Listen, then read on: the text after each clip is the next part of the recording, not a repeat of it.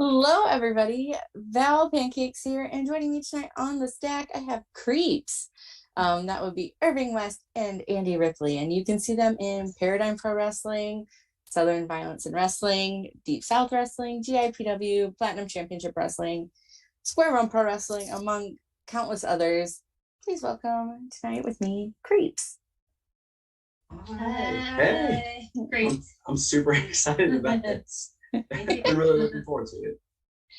I was really looking forward to getting you guys on here. I was able to meet you when I was in Indiana, and you guys are so much fun, and I just really enjoyed you, both your wrestling and just you as people. So I really wanted to get you on and hopefully get some more people interested in Creeps. Yeah, that would be rad. Yeah. So first, sorry, go on. Oh no, I'm sorry. It's all you guys. I'm just here to facilitate. First, though, I do have to ask, what does CREEPS stand for? It means can't really exist either politically or socially. And how did that come about? Well, so before we started working on what became Creeps, it was just sort of a natural process where we started to incorporate more of who we actually are as people into what we were doing with wrestling. It's not like it's miles apart from where we had started, but it just seemed like it made sense to make it more explicit. And so, as far as the idea of not really being able to exist, I know that you have certain components of this that. So, like for me, that's as a non-binary person, who politically, in the state of Georgia, doesn't exist because that's not an option for like your government ID. That's part of it. Being bi, pansexual. And not necessarily like always having people, not always, but often having people be like, oh no, you're really straight or you're really whatever, you know. And then for you. Yeah, for me, I've been trying to be more, I don't know, like to present more visibly the fact that I am not white. Passing is a really strange thing, but I'm half Native Hawaiian, and it's one of those things where because I pass, you won't know unless I put it kind of front and center. And it's not that it's the entirety of me or my identity or that it means like absolutely everything, but I think representation is important. And again, in Georgia and perhaps many other parts of the world, I would assume, encountering Native Hawaiian folks isn't really that common. Certainly like other Polynesians all you know, but yeah, so that just seemed like a natural thing to me to want to incorporate into this as well. And it seemed to fit, like all of this just started fitting together really naturally actually as we just started talking through it. So yeah, and thinking about people who exist like on the fringes of society.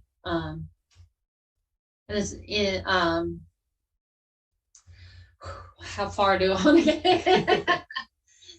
In a settler colonialist state like the United States of America, indigenous people have to be erased as part of the colonial project, which as a Native Hawaiian, that's an especially modern instance of that in an interesting way. And the fact that most people don't know that Native Hawaiians are a thing, you know. No, like that people lived there before. I'll be like, oh, I'm Hawaiian. They're like, oh, so you're from the state of Hawaii. Like, no, man, that's not I was born in California. Has nothing to no, do with it. It just so happens that my mother is, as it turns out, Native Hawaiian. So you know, and it's I usually don't feel too much like weight by virtue of this. Like it's actually something I'm really happy to express and to kind of put out there. And so even if it sounds like a little bit dire and like, oh, okay, well, you know, we can't exist. That's where the that's part of what this is supposed to do is kind of push against that. It's like by our actually stating that we can't exist, we are asserting our existence. Sorry, this sounds way too. Yeah, it's like my grad school philosophy class. In practice, we're actually just, well, as you saw, weird. And that's kind of like, I'm not really gonna have a sit down with anyone mid mash and try to talk about I've threatened to do it, but that's true. Yeah. We still have to get a they them pronouns chant going. One day. It'll happen. Next time I happen to see you guys in person, I'll try to get it. I'll try to get it going for you. I've tried from the apron before, but it just somehow it never seems right. Like the timing seems important. So if I'm just in the middle of something, like someone just punched me, I don't really feel like that's a good time to be like, yeah, they have pronouns. Or I'm just like holding my face. Maybe it is. I don't know. Maybe my resolve is not strong enough. I'm a bad ally. I'm real sorry. Well, now that everybody knows that you want the they them pronouns chant, we can shoot for that, Yes. It's a goal. Yeah. Yes. I hope that nobody else has one before y'all, though. That would be like if someone else gets it. It's I would be happy okay with it. Yeah. If it happened at all, honestly. So. Yeah. Because truly, though I've seen more people and I've been paying attention more closely lately, but it seems as though the representation for non-binary people in wrestling is increasing. That's awesome. And whether that's a matter of people being comfortable actually coming out about it or any other number of just factors like that. But it just seems like the presence of non-binary people actually is more than even a year ago. Yeah. At least as far as I can tell. So yeah, if anyone else, our dear friend Eden on England, should they want to have that chant, by all means. Yeah. Or Miles. That would be perfect, actually. Yeah. Miles is fantastic. And that would be great. So I don't know. Whoever gets the TV first with it's the one who gets it, brother. First one TV wins, brother. There you go. I'm glad that we, have established a ground rule for it now. So you can, move forward with that. I appreciate that. Heard it here. So what were you like as a child? And we will start with Irving for this one. Oh, okay. Well, as a child, I don't know. I've always been I was a weird kid, but I was a very studious kid. My parents were both kind of problem children. And as a result, the rest of my family kind of assumed it would be the same for me, but it really wasn't. I had no interest in that at all. I kind of just wanted everyone to leave me alone and let me be inside so I could read or play video games. Basically anything so that the sun would not actually touch me. Those were the things that I mostly wanted to focus on. And for the most part, they kind of just let me do my own thing. I had very little in the way of supervision. So my media intake was pretty much just whatever I decided I could deal with. And then, I would buy a CD or a tape or whatever. And my family would just be like, is that okay for you to see that or listen to that? And I'm like, yes, 100%. Absolutely no doubt at all. Definitely don't come and check when I'm actually engaging with this media later, because it's totally fine and you can trust me.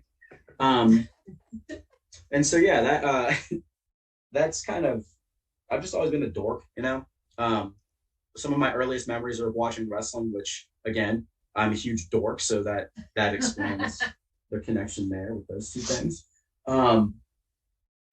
And yeah, I think my upbringing was in some ways maybe not, I don't know, whatever normal is, or whatever the conception of just a 2-parent household or whatever, that kind of thing.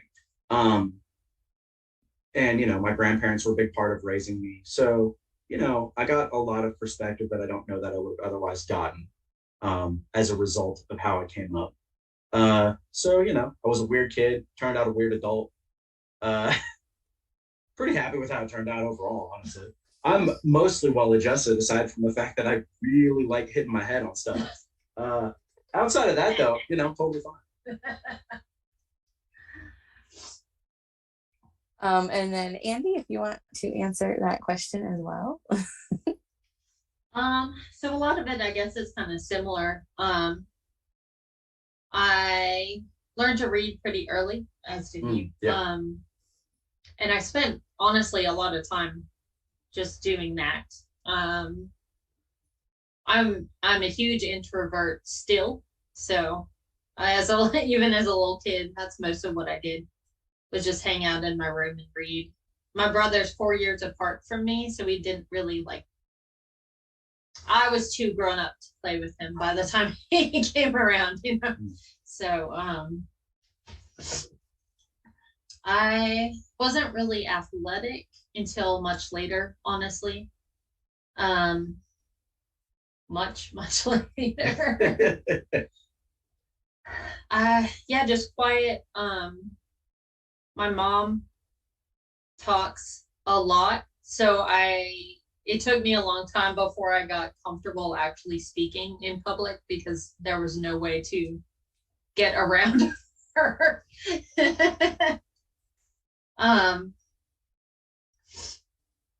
Raised Catholic, so I've got a lot of fun guilt stuff that I'm working through still. Raised Catholic. Yeah, that's what's up. I feel you. Yeah, I don't know. Good in school. Didn't start really getting into trouble until later, and even then it wasn't anything too crazy. Just cutting class. Whatever. School's boring, but yeah, I wouldn't recommend it. So I don't know, pretty boring and dorky, I guess, as a child. Yeah. I mean, I know that you also, music was a really central part of your That's true. Yeah. of your upbringing, and it's the same in my family. I think everyone either plays multiple instruments or also plays multiple instruments and sings or dances or just all manner of those sorts of things. And something I kind of took for granted, I think, a lot when I was a kid, is that I grew up in an environment where that was just always around me.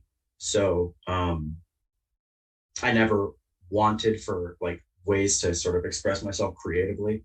And my family, honestly, I don't know how they were as outgoing with me as they were, but they kind of just let me be as strange as I wanted. Within certain boundaries, there were just weird arbitrary lines. Hey, you can't bleach your hair. That's too weird. But yeah, I don't know. I'm okay, I guess, whatever. I guess I'll just go watch this incredibly gory thing I'm not supposed to. That's fine. But, for the most part, I just got to be a strange kid. So Nice. I think my family tamped that down for me a little bit. Well, that backfired. Yeah, especially they didn't want any. Yeah, no tattoos. Nice job. Nice job. Yeah, I promised my grandma I'd never get tattoos. That worked out really well. I was like, wait a minute. To my credit, she never saw them. It's true. I didn't want to make her cry, but at the same time, I'm a horrible liar. Well, I mean, do what makes you happy. I don't think I'm sure that your grandma loves you regardless. So yeah, she's my grandparents are saints as far as I'm concerned. So, So how did you two form C.R.E.E.P.S? What is your origin story? Well, we started training to wrestle at about the same time. You a little bit before me, right? And for the longest time, we really absolutely were averse to having a tag team of any kind. It just seemed, I don't know, it just seemed too obvious or something. It's oh yeah, we trained together and like, oh wow, let's Yeah. be a tag team. Like, I don't know, like it can actually just be that simple, but I think both of us were just like, that just sounds too like straightforward. And so for the longest time we just didn't, we just kind of had our own like single stuff going on, and wrestled each other like a billion times. Well, at places that allow intergender Right, wrestling, yeah, which so- is not super common. Yeah, I could count that on like Georgia. one hand for most of the state, probably. Unless maybe I'm just out of the loop. I don't know. Perhaps I'm misrepresenting this glorious state of Georgia. But yeah, for the most part, people seem to kind of turn their noses up at the idea of us wrestling each other or being a tag team, for that matter. And so, at least for me, because I function so much on spite, so much, when I get the sense that people don't want me to do that, then I'm going to keep trying to do that, especially if it's going to upset them. So, yeah, if just by existing as an intergender tag team, if that upsets people, I think that that's great, because I'm winning then, you see? It upsets all the right people. That's Exactly. Right. Yeah, Yes. I don't care what those turds think. I just want the satisfaction of knowing they're upset. Other than that, I don't care. But over the pandemic, especially, we took a year off of wrestling. That's kind of when we started thinking about the tag team, and having ideas for it. Partially just because, Yeah, a lot of time. a lot of time to think about stuff.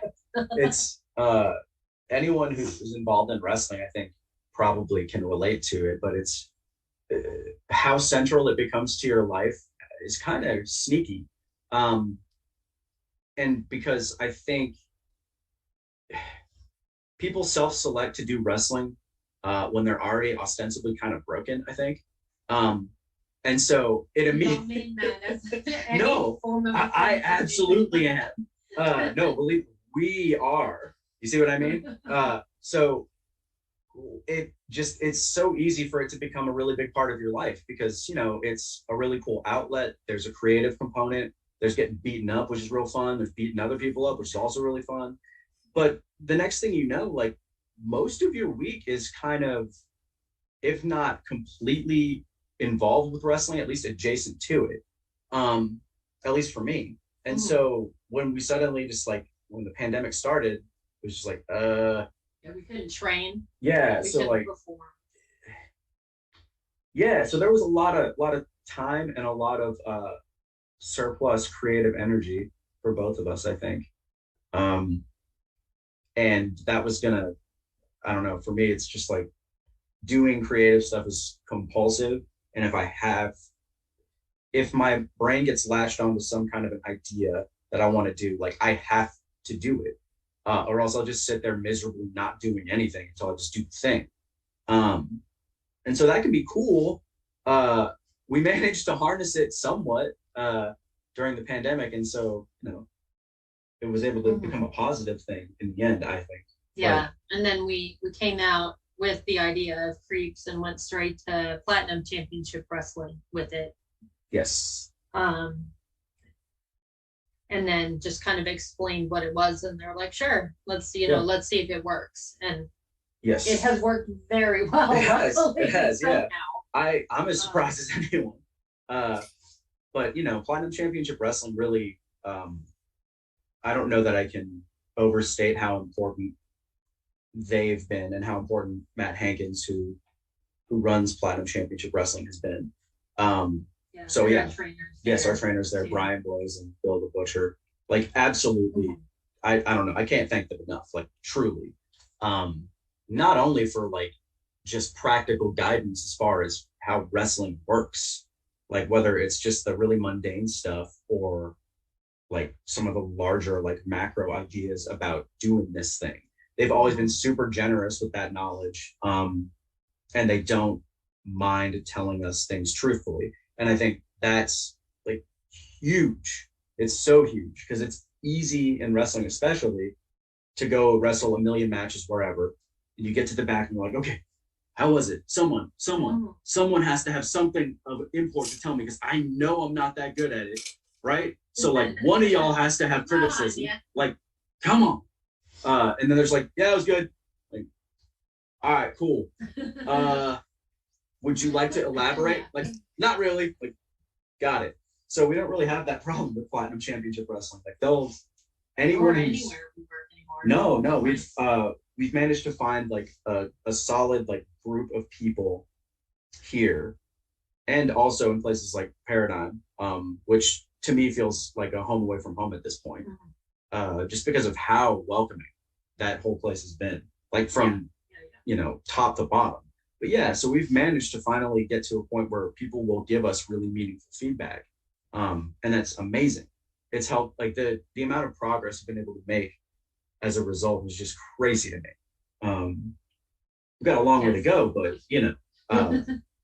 but still, like I could never have imagined that having a year off would somehow result in things actually being quite a lot better in some ways.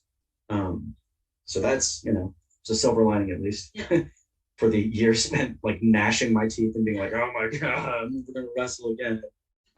There were only so many hobbies I could go through, like learning to make pie crust, and then the sourdough starter stuff, and then getting into growing orchids, and like eventually I had to wrestle again, right? So now you no longer make pie crust. The orchids are dead. Like the orchids are luckily still alive, but nice. I don't have time for the baking now because it's all wrestling. Yeah, wrestling or the gym. Yeah, or the gym or Muay Thai. Right. Yeah. So all things that kind of sort of just circle back around to wrestling. Really. I mean, that's fair. You can always make pie crust some other time. Yeah, it's true. I mean, I'll probably get injured in that. So don't say that. I know. I mean, it's just law of averages, and also you're not the one to imagine you having the patience to make a pie crust. I hate baking. It takes like all day. It does, and it's a bunch of math and you're standing there.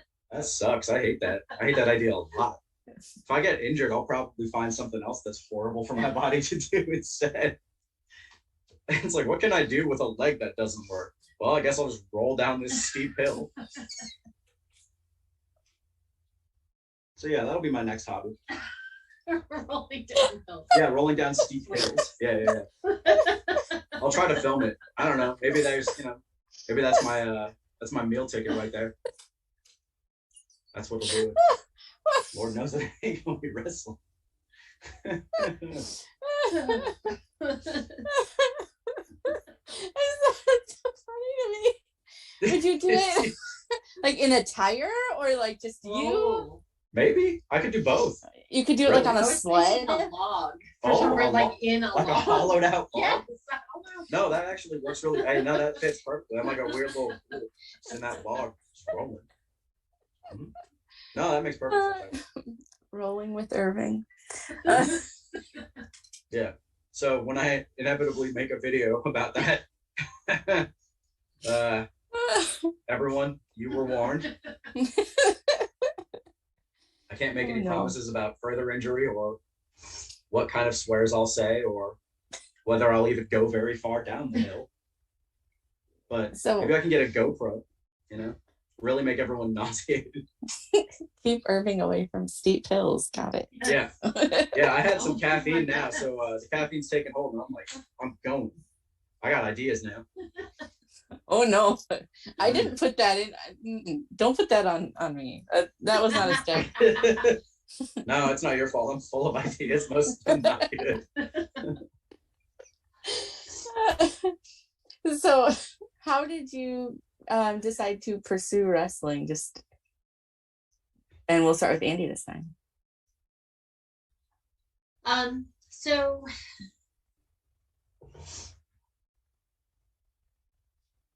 this is a long, convoluted story. Basically, I mean, I liked wrestling, but I was worried about actually doing it because it's dangerous. And I knew that going in. But there was an art project happening in the city where I live that was going to be how to anything I say about it is gonna make it's gonna sound real mean, which is not necessarily how I mean it. Basically it was a bunch of artists who wanted to do performance art as wrestling, which wrestling is performance art, but and I heard about it and I was like, y'all know that that's like dangerous. Like you should train for years before you try to do any wrestling. You can't just do it. And I guess my parent brain kicked in and I was like, well, I gotta go. I gotta make sure these women don't kill each other, So I found them some training and we all went. And then like the second I started, I was like, well, I've got to do this now. Like I messed up and now here I am. And this is awesome. So yeah, I don't know. I guess that is really how it started. Ironically, I was the one who first got injured as a part of that art project thing. Did anyone else at all? Yeah, someone else broke their wrist really? As well. Yeah, no. So, yeah, anyway. No. And then you. Yeah. Well, like I said, jealous. yeah, I did. I got super jealous. Like I said, I've been watching wrestling, my entire life. I thought as a child that when I grew up, I would be really big, like Vader. Like I was just convinced because like I'm a child, so I'm small as a child, and then I get big as an adult, and then I can wrestle like Vader. Didn't quite go that way, like close. Yeah. But for the longest time I wanted to do it, and I put it off for any number of reasons, like, oh, I'm real short, so you can't do a wrestling if you're real short.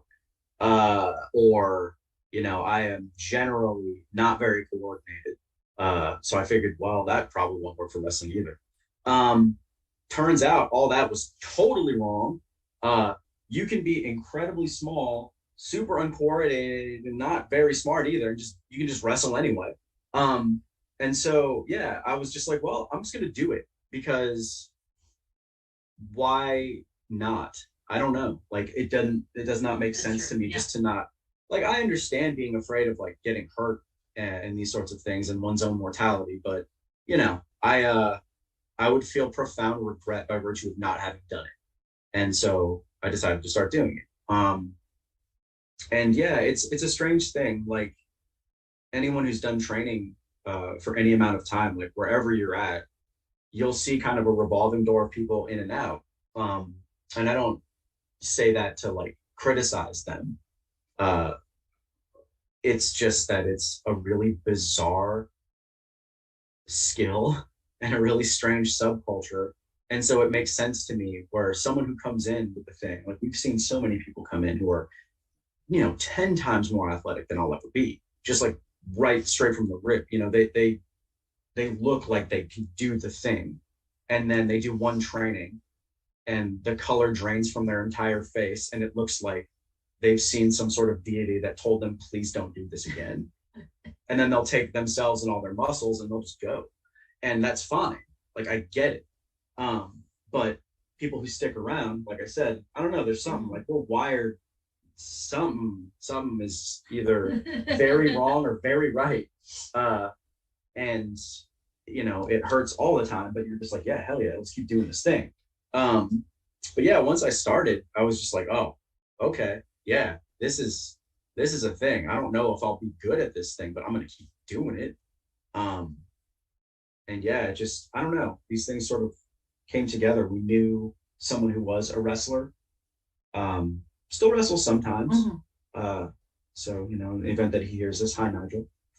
And he kind of got us in touch with people who, it's like, yeah, I want to learn how to train. Like, I want to get trained. I want to do this for real. And so he's like, oh, okay, here. And then he got us in touch with you. Yeah, y'all can run a ring from this person because they were going to build one. Oh, boy. Yeah. Which I know so many people have done that at points in their life. But I was like, no, don't do that. Don't use a boxing ring. You don't want to fall down on purpose in a boxing ring. Like, no. part of me was just like, no, but you know what? Y'all go ahead and do that. Just see how that works out. But you're way nicer than I am. So I just can't help it sometimes. yeah, I'm just like, yeah, make a ring. Oh yeah, find out. Just do it. No. Follow your dreams. I mean, if you hit it wrong, you'll be dreaming all right. Yeah, exactly. Yeah, that's you'll do what I like to call shitty time travel. So yeah, you can have all the shitty time travel you want in wrestling. It's right there for you. There for the taking from anybody who chooses. Yeah. Just don't tuck your head. Yeah, yeah, just don't listen to your trainers at all. And you'll time travel Trainers? constantly. Yeah. Right. It's like, who are you? Did I do good? No, not really. Can you elaborate on that? No. No. Whatever you did there, don't do that again. What has been your greatest achievement in wrestling? And you can, as a tag team, individually, and whatever that means to you. That can be if you won a title or a specific, opponent or match that you may have had, whatever that means to you.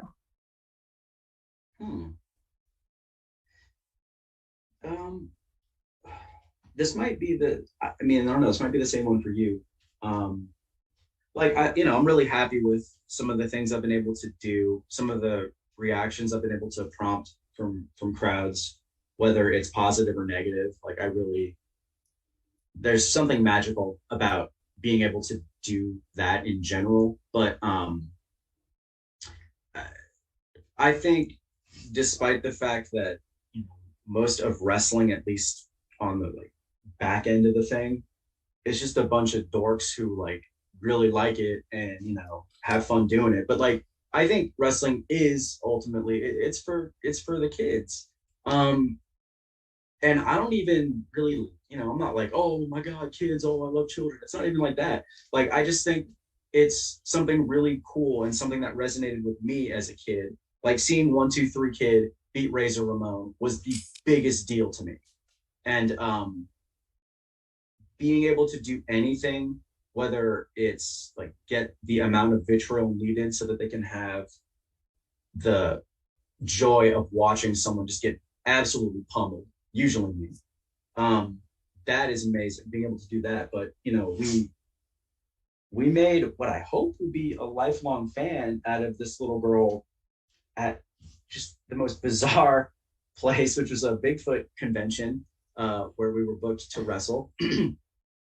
And I don't know, I'd never explicitly had the experience as a wrestler of a child being like, I've never seen this before. I've never been to this before. What you did makes me want to actually pay attention to this and to suddenly just really get into a thing. Mm-hmm. And that's crazy to me. I don't know. To me, that's I can't think of something that has been more meaningful, at least personally. They were way a bigger fan of you, still. Well, I was a good guy. Yeah. And I won. It's true. Yeah, you did. Yeah, I got thrown all around in that Bigfoot convention. But again, being part of that, it's wild. That, I don't know. I guess I knew,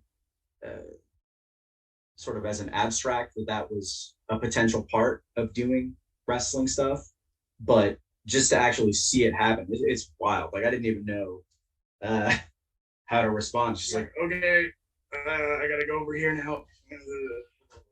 Having emotions, don't like it. See you. So. Yeah, that was awesome. That connecting with little kids, either if they hate me or like me, is definitely a big reason for why I still do this. I think adults are fine. Yeah. But yeah, they're all right. Even before we started wrestling, anytime I'd see gifs of children reacting to their favorite wrestler, it's so pure. It's so good. Yeah, it really is. And all of those fancy video packages that the bigger promotions put together for wrestlers doing charity stuff or meeting kids and all that. I'm just like, oh man, y'all turn that off. I ain't trying to have feelings right now. The recent one was Sasha going to that school. Oh. Nope. Don't film me that. I ain't trying to have feelings. Stop it. I guess on the more professional side, up until last weekend, I would say that my biggest thing was when I got to wrestle Aja Pereira before she went in, is now making history as a ref in the WWE. Because I had watched her wrestle for years before then and been like a huge dorky fan. And then I got to wrestle her and it was awesome. I mean, well, at the time, it was one of the best matches I had had, which probably was still not good. But that was super exciting. And then I think the match I had Saturday against Charlie Anarchy felt like the closest to a real match I've had, I guess you could say. Like pacing wise, crowd reaction wise. It was face versus face, which is super hard.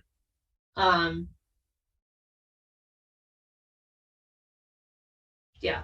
And then I've never had any titles. This guy's has some titles. Yeah, I think technically I'm a champion right now. Technically. A tag champion, as it turns out. Not with you. Yeah. Yeah. Yeah, that's funny. And you get all mad at me for my Deep South tag team. Yeah, I mean, well, whatever. But yeah, I think another thing that's been, this one's kind of harder to articulate just because I don't want to like, oh well, such and so said this and then about whatever I did, right? Like it's not one of those things. It's just being at a point now where I can feel like meaningful progress is being made toward getting better at this thing and toward like pushing toward goals that I actually want to achieve.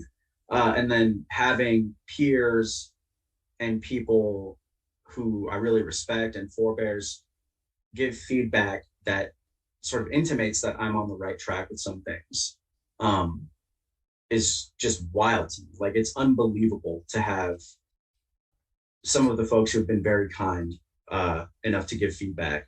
Like some of the things they've said have really given me pause because I just don't, well, first of all, I don't know how to take positive criticism of any sort. I'm just like, so what, you're just being nice to me because you feel bad? Or and so finally, like I'm at a point now, it's like, all right, well, a bunch of these people independently of one another are saying some of the same things. So unless there's a like secret conspiracy to really make me feel bad, like in a few weeks, which honestly, if that's how it works, that's incredible. I'll be both crushed and really impressed. But you know, just that kind of stuff. People who I think of as like really important names, and also people whose work I look to because they're so meticulous and so detail oriented, and they do all of the little things just so. Like the smallest things are the things that I get excited about now.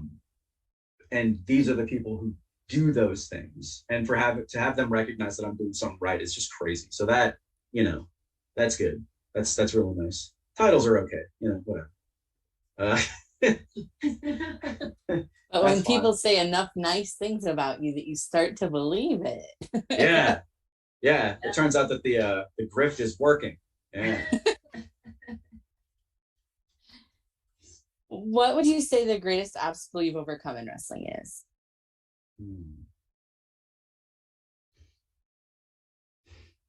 It's a tough one. And that can be anything, as far as like if you had an injury that you came back from, or if it's just like where you're located geographically, or whatever that is to you. If it was stage fright, I don't know. Yeah, I mean, I think there's probably a lot of, at least for me, it's like a lot of small things that kind of a lot of wrestlers, I think, I would imagine, experience along the way. But I don't know, like I've always been diminutive in stature, so that's not like a surprise to me. Nor is it a surprise to me when people assume that I will or won't do this or that as far as wrestling goes by virtue of that. Um, but I think this is going to sound as though I'm like denigrating non-wrestling roles, but I don't mean for that at all. But the assumption when I showed up places for the longest time, and I'm sure it'll happen again, was that like, oh, well, look at you. So what, you're gonna like ref, or what, you're gonna like manage, or what, you're gonna like ring announce? And all of those things are absolutely essential. And some of the the things I value most about wrestling, but that's not what I was training to do. Um, I was training to wrestle. So to have people who know that for the longest time, people were like, oh, well, we're just gonna have you manage here, manage there, manage this, and manage that. To be like, okay, I understand that wrestling is your goal, so we're going to work on making that what you're doing here. We're making that a focus without having to sort of shortchange any of the other things I'm capable of doing. That's been a huge one for me, and some of that's probably just my own like neuroses about the thing. Um, but I feel like I'm approaching a point now where it's like, okay, well, I'm a wrestler, so am I going to be wrestling on this show, or am I not going to be on this show? Because, you know, it can go either way. Uh, but people want me to actually wrestle. So that's, you know, like that's, sounds weird, but that's like a big deal to me because, you know, it's like, oh, we'll have you be our Mean Gene. It's like, I love Mean Gene, but no, you know, like wait until I've utterly decimated my body to the point where I literally cannot fall down again without turning to vapor. Then we can talk about some of that other stuff. But until then, no, I'm just gonna keep hurting myself. So you didn't get suplexed in 26-degree weather no, to manage somebody. Yeah, you know, I wasn't, yeah, it's like, oh, we're gonna teach this guy sidewalk slams. It's below freezing. Yeah, I didn't do that so that I could be like, hi, here's which Ripley. you'd be very good at. Yeah, but you know, here's Ripley. It's like, no, that stupid sidewalk slam in below freezing is in the back of my head. Like, nah, you need to go hit someone now. So, nah, we'll wait. Like Bobby the Brain Heenan is one of my favorite dudes in the history of ever. If I could have even the slightest amount of talent that that man had, then that's great. But he was a wrestler. So he did that and he did it well. And then he did managing better than everyone. So that's the life cycle to me. So yeah, once I'm broken, all the managers better watch out. That's all I'm saying. For me, a lot of it was learning to trust my body. Part of it just having to do with how much wrestling hurts, because it does. And early training where they'd have me do the same thing over and over again, where like I couldn't move the next day basically. And thinking that that was how I was always gonna feel. It's hard to, so I was scared to take bumps or to do flips or anything like that for the longest time, because in my experience, that was traumatic and horrible on my body. I was also training in the worst ring, I think, maybe in the state. I don't know. There are probably some contenders, and we just haven't been unfortunate enough to meet them. But this ring is, it feels bad. But it's like part of that, and also not really having been that athletic before then. That at a certain point, I finally got comfortable being in a ring, like both as a performer and on like during training and things like that. Which has shown like has helped all the aspects of it, like me not being terrified to fall down. And then another thing is an obstacle I'm still overcoming is the trying to get people to understand what a non-binary person is, and not just I love women's wrestling, but I'm not a female wrestler, you know, and I will absolutely wrestle anybody. But there's just so many places that are like, oh, well, you can only do this because of your body. Which has not been as much of an issue when you leave the South. Which, so I guess that's a geographic thing. Yeah. But both getting like commentary and the audience to appreciate who I actually am as opposed to what I look like. And then promoters as well to at least like give me a chance to do something else. Plus, there are no women working right now, like hardly at all. So if I get stuck in that position, I can't wrestle. There's no one to wrestle. Because it's just COVID and there aren't a lot of people working right now. So I can only wrestle Rose Gold so many times. Right. And we keep doing it, and we will keep doing it. And, you know, at a certain point. yeah, Rose is great. Yeah. But, you know, I mean, it was, you know, it's kind of like how many matches. Like when I wrestled Crystal Rose 25 weeks in a row because they could not find anyone else. That's not an exaggeration. No, we counted. They let us wrestle once during that, and it was with so much fussing. They're like, oh, I can't believe that I'm doing this. Oh, so-and-so's rolling over in his grave. Oh. Someone had died like earlier that day who was really against intergender wrestling, and you know, somehow it was our fault. Yeah. I'm sorry. Yeah. And then the match actually was just, they were like, okay, all right, Irving, no punches, can't pick Ripley up for any kind of a move, you know, like, I was like, okay, forearms? Like, no, forearms are too close to punches, can't do that. It's like, all right, no kicking? Okay, yeah. What about submission holds? I don't know, that might be too bad. So I was just basically standing there like, I guess beat me up, you know, can I try to get a pinfall? Is that okay, or will that offend? So you know, that was the kind of stuff that we had early on where it was just like, fine, we'll let you wrestle, sort of. We'll let you stand there and pretend to wrestle. Yeah. Sounds terrible. It was. So sorry.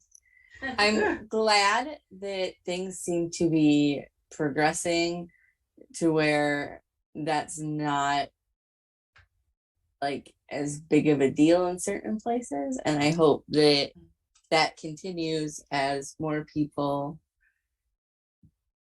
exit the business. Yes, that's a very good way to put it. That's much more diplomatic than I've usually put it. So I like that. That's good. As more people future endeavor themselves. Yes. Go on and exit then, y'all. Yeah. Get to exit. Quickly. Move it along. You know, like just come on. Third base coach. Let's go. Let's go. Take it home, brother.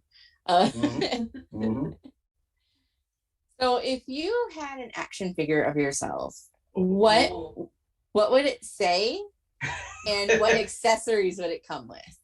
Wow. All right, yeah. The accessories I have immediately. That's no problem. What it would say? Say your accessories while I'm thinking about what. So, you know, like I have, of course, ski masks, lovely ski masks with flowers. And I have another one that has my name embroidered on the forehead. It's purple. So that's a nice one you could do. I have the flowers themselves somewhere. Yeah, I don't know where they are. You know, there's a knife. There's a knife over there. I could have a knife. I don't use it in wrestling, but you never know. And then probably like a nice button-down shirt, like open. Yeah. Like there would be no buttons to actually fasten. Irving's shirt will not be closed. So the action figure, same thing. We so I don't have any, like I don't have ring gear. We're kind of as a tag team dynamic. He's going to be the one with all the stuff, and I'm just going to come out as a report. Yeah. But we did buy some bathrobes that we want to get embroidered. To be kind of like what are the McFoyles? The McFoyles from Always Sunny. Yeah. So just like kind of grimy. Yeah, it's But really then gross. I'm already grossed obviously out. like nicely embroidered. So I guess that's what my character would wear if there was anything extra. Probably like weights or something as yeah, accessories, that's maybe. cool. You can have a knife too. Oh, thank you. I can have a next Yeah, you can have a knife. Anyone can have a Oh. knife. Y'all are coming with knives. Yeah. Knives Maybe are I cool. could bring in, have orchids, and you've got your. Like I don't think that's live live orchids. Live Yeah. orchids. I'm sure they'll be fine. I guess we won't die from. What Anything. would your action figure say? I haven't been using my tagline that I had back in the day. Yeah, I just stopped doing that. I've opted for more unintelligible screaming. Oh, I mean, that's a thing that it could Yeah, say. so if like you could just pull the little cord and it's just like, you know, I think that'd be good. Pretty good. Like I had remember those because we're old. Remember those Ninja Turtles that they had the big giant awkward looking shell on the back? So they could Yeah, you pull that thing Yeah. through and then it was just like it was supposed to be like cowabunga, but instead it just sounded like nah, nah, nah, nah. Those are I want my action figure to be like that. Just So put like like a backwards big, weird, masking in it. yes, and like a big weird growth that you have to pull a thing through, and then I just unintelligibly say some. I'm sure kids would love that, right? It'd be a great toy. Yeah. Yeah. I would probably just say creeps or like, come on, Irving or whatever. Tag. Let's go. Irving, why? Okay, don't mouth the ropes. Yeah, mine could just be like, why not? We'd have to have like you pull the little thing and it licks its hand to tag each other somehow. Yep. Yeah. You can have like little magnets in your hands. Oh, that's yeah, good. That's really good. Vile, horrible toy. No one would want it. Like, this toy has too much body hair. What am I supposed to do with this? Comb it. Yeah, exactly. Yeah, groom it, tell it you love it, be friends. It only limits your imagination, you awful little children that I've imagined. What was that? The little spitballs? No. Mad balls? Mad balls. Yeah. Yeah, I want to get a mad ball. This is kind of off topic, but not Yeah. really. Yeah, I want to get a mad ball of my stupid face.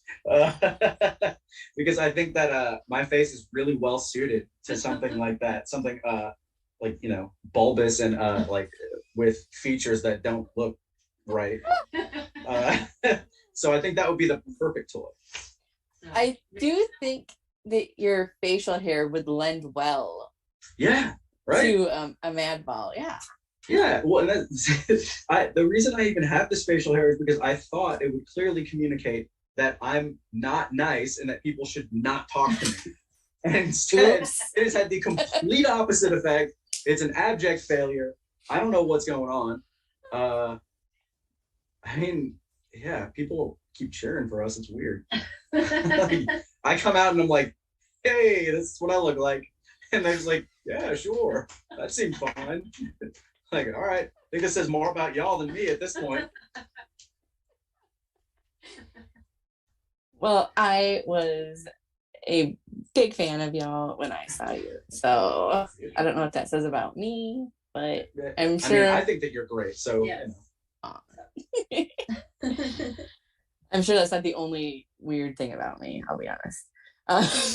We're only scratching the surface as far as weirdness goes here. Oh, I am. You know, while we're kind of talking about it, you guys do interesting things outside of wrestling. If I remember correctly from when I got to chat with y'all when I was in Indiana, such exotic locale. Beautiful Indiana. Why did people come here? I mean, I live in Nebraska, so I really can't throw too much shade, I'll be honest. But yeah, I'm in Georgia, you know. It's all a lateral move. Same level of suck, just different. Yeah. The window dressing's a bit different, but it's the same stuff. But what do you guys do outside of wrestling for the uninitiated? So we are also paranormal investigators. Yes. Or maybe more sightseers. We have yet to find anything. Yeah. So primarily ghost hunting, but we found it's kind of expensive. So that's for the sightseeing. It's a really cost prohibitive hobby to have. Like, you don't know that necessarily about ghost hunters that you see like on the internet, but those people probably come from money because the ghost hunting tools are not cheap. No, and you and like trying to reserve or rent a place to go investigate. People aren't really like, yeah, let me close my business for you, you know? Yeah, like you, wrestlers. But we do have a YouTube series where we do some of that. We did one investigation that we've been editing for a while because also, oh my gosh, if y'all know any video editors, whew, we took so much footage and I'm just like, how am I supposed to cut this down? I do not shut up. So like, so he's trying to like record EVPs. He's like, I'm gonna be real quiet just to see. 30 seconds later, he just starts talking for the next 15 minutes. Yeah. I get bored. Like, I ain't been haunted. Nothing happens. I'm just in a dark hallway by myself, like, come on. Haunt me. We also, so we'll go try to find cryptids. When we went to the Bigfoot convention, it was a little too cold to really look around too much, but we were at a place that had sightings and we went and listened to other Bigfoot hunters like talk about their experience, which was really cool. It was actually super rad. And they were really kind. They were very welcoming people. Yeah. We were worried just because any little subgroups in this country can they can take a turn. Maybe be people that we don't want to hang out with. But they were great. That was not the case at all. No, they were all really, really nice. And it's like we were driving out into the middle of the woods. And I was like, oh boy. I'm not worried about Bigfoot. Yeah, no. We were in Arkansas. Yeah. Worried about Cletus. No. Yeah, I was I had some concerns. But they were unfounded, as it turns out. So that's always lovely. Good to know. Yeah. But yeah, so we hunt ghosts and cryptids, and then I don't edit the videos in an expedient fashion. So I've tried to, and I hate it. So editing video is torture. Whoever's good at it and actually enjoys it, wow, I'm amazed. Yes.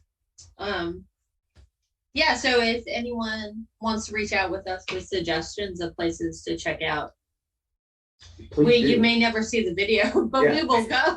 We'll film it. Yes. I'll talk a lot, but then you might not see it. But at the same time, IWTV, if you want to pick up a ghost hunting show and also edit it because I don't want to, and like also like give us money to hunt the ghosts, that too, and then like a pack of hot dogs too. What? Hey, since we're talking about like, hey, I'm making deals here. You know what I mean? So you guys think pack of hot dogs and a couple of handshakes, or that too? Yeah. I mean, the handshakes. That's like, to me, that's negotiable. I like that you didn't even specify with buns. Just no, I don't want. I did not say I wanted hot dog buns. I want hot dogs. They have to be vegan. Yeah, vegan. Yes, because if not, I'm just gonna hurl them into the woods. We also you might get a Bigfoot that way. Yeah, that's true. Mm-hmm. Maybe he loves hot dogs. I don't know why I always gender Bigfoot male. It's weird. Anyway, so we also like to answer questions about cryptids. We recorded some really, really fun ones. Yes. In Indiana at Pocket that we again have to edit the video, but we'll have those. We got some really good questions. Yeah. From I think Miles had a really good one. Yes, very, very Cameron Saturn had a very good one. Ron Bass Jr. had what I thought was one of the best questions I've ever heard in general. Yes. And he did not think it was a good question at all. And he's like, well, how about this? And I was just like, come on, if you don't don't say it into the recording, I swear to God, because it was very good. Yeah. And also, being combative with someone 7 times my size, definitely something I do. This all started because one of the children of Matt Hankins, who we've talked about, promoter of Platinum Championship Wrestling, asked him on Halloween if Halloween was Satan's birthday. And that was like the best question I've ever heard in my life. Yeah, I was just jaw agape. Like, so we're like, well, we've got an answer for you, buddy, which is now it is. Yes, absolutely. Because you put it that way, 100%. Yes. That kid's. You can't prove that it's not. So exactly. Yeah. No. And Towns we went through like all the reasonings about why maybe and maybe not, and then it's like, but also, yes, that's it. Mm-hmm. Let's do that. Yep. That's it now. It is Satan's birthday. Deal with it. You don't like it? Well, Yeah, because Christmas is Jesus's birthday, so why would Halloween be Satan's birthday? It makes a lot of sense to me. It does, and I'm pretty sure it's biblically accurate. Yeah. Yeah, I went to catechism. Hard same. Yeah. I mean, I'm sure they talked about that. I paid a bunch of attention. I mean, I was raised very Catholic, but much to my mother's dismay. Hi, Mom, if you are watching, she sometimes watches. You know, haven't gone recently. Yeah. I don't know if I'm allowed. I might combust. It might be a thing. I don't think so. Try it and find out. I will. Yeah. But you said that you were looking for places to investigate. I've wanted to go to this place and I haven't been able to yet. But I'm sure you've heard of Villisca, Iowa, where there was a brutal axe murder. Oh, right. Yes. You can go to the house and like stay the night. Oh yeah. That's only like an hour and a half from me. So okay, that's if awesome. you find yourself wanting to go to Villisca to the axe murder house, hit me up. I'll meet you guys there and we can do it together. Yeah, that'd be so good. I also keep just threatening to just go to sleep in a mausoleum. Because people are really weird about mausoleums and graveyards. They're like, "Oh, I can never be there at night." I'm like, why? What's gonna happen? The deads aren't gonna do nothing to you. They can't. Or can they? No, I'll get a sleeping bag, pillow. That's it. I'm wondering where you've been threatening this. I've said it many times, constantly. I don't know if anyone else heard, but I did say it. Yeah. So if anyone has a good line on like a mausoleum, that would be all right with me, like, sleeping there sometimes. Yeah, I think if cemetery caretaker is still a job, I'm not sure if it is, that would be pretty perfect. Oh, I would love that. Yeah, that'd be really nice. I honestly don't know if that's a thing anymore.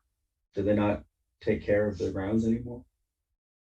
They do, but I feel like it's probably all outsourced or something, Oh, big cemetery. Cemetery. Follow the money. I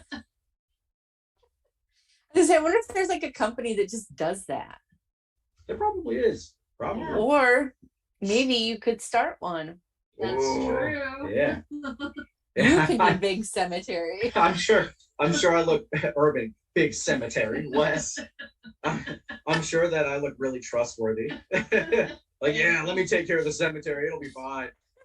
Like, yeah, he's an affable guy.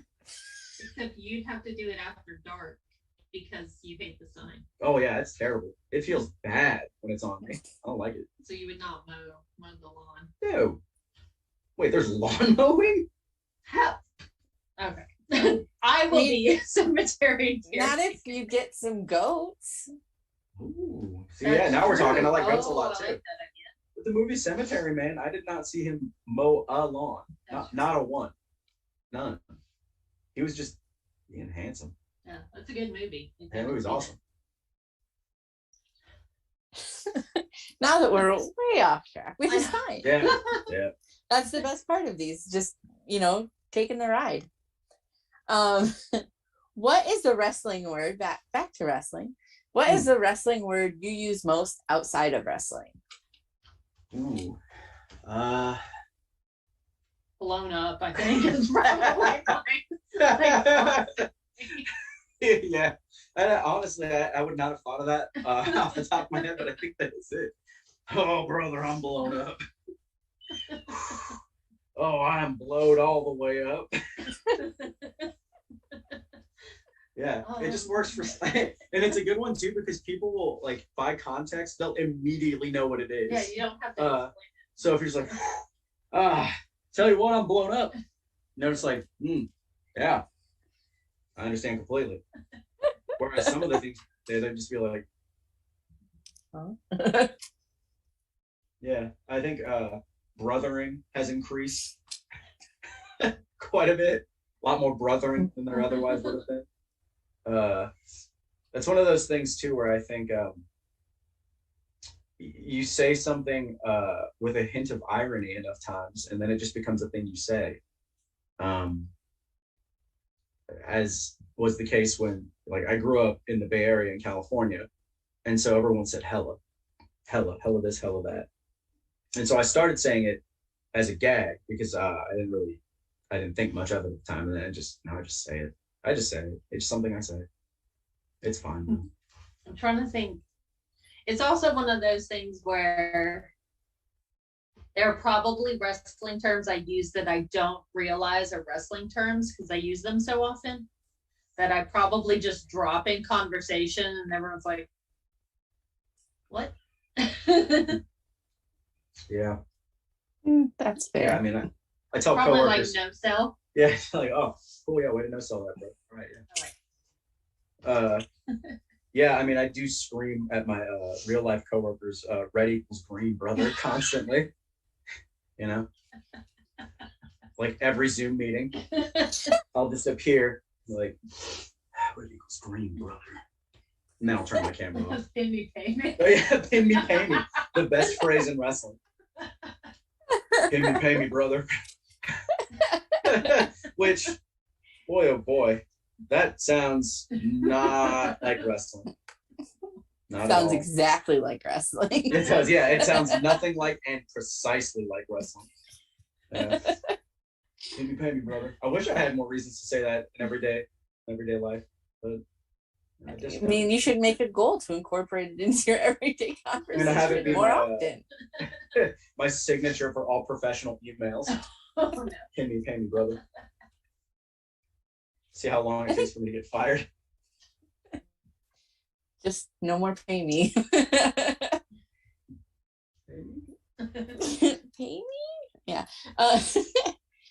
So, wrestling, I know that y'all do road trips because I saw you in Indiana and you live in Georgia.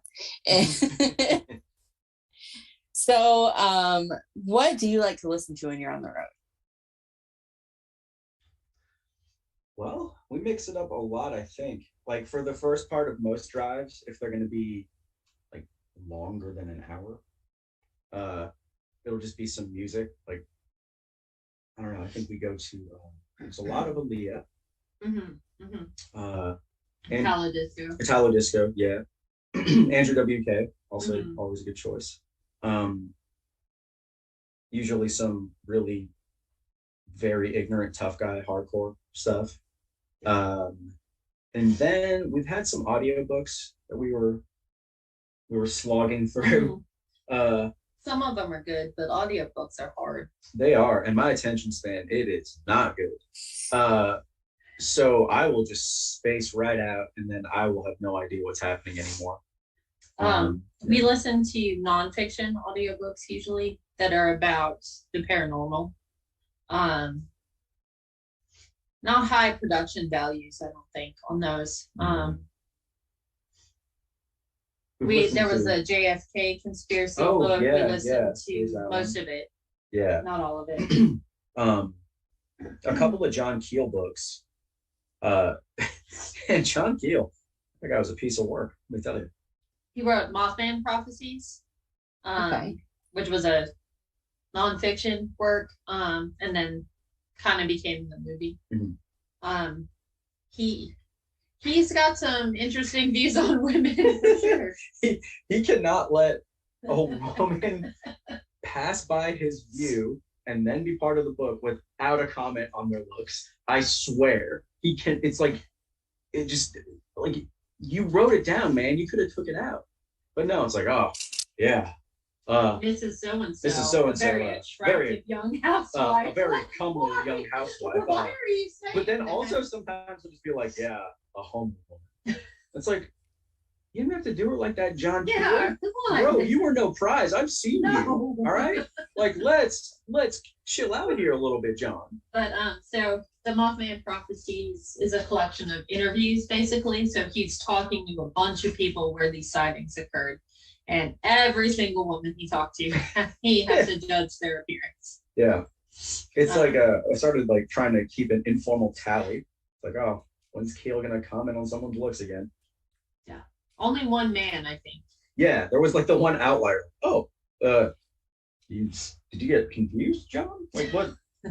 Weird. Maybe he was just telling us something. But most recently, we've been listening to the Night Owl podcast, which is ghost investigation in podcast form, which doesn't sound like it would work, but it's so good. It really does. And they do such, like, the way that they do it is, I guess it's not dissimilar from some of the TV shows that do ghost hunting, but they structure it in such a way that it really comes together like a story by the end of it. And it's just really well done. Like, they have so many interviews with people who are in these places, and then they also will have commentary to the extent that it's necessary, but it really seldom feels like they outstay their welcome. Like, usually they let what's happening in the investigations tell the story unless they need to intervene to kind of, connect A to B.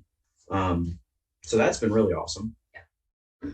Much easier for me to stick with too than some of the audio. Yeah, episodic instead of 16 hours of the same. It's like, here we go. Yeah, after about an hour, my attention span is moved on. Wow, you get a full hour? That's crazy. I'm like, sometimes. Yeah, just like 30 seconds. That's fair. Yeah.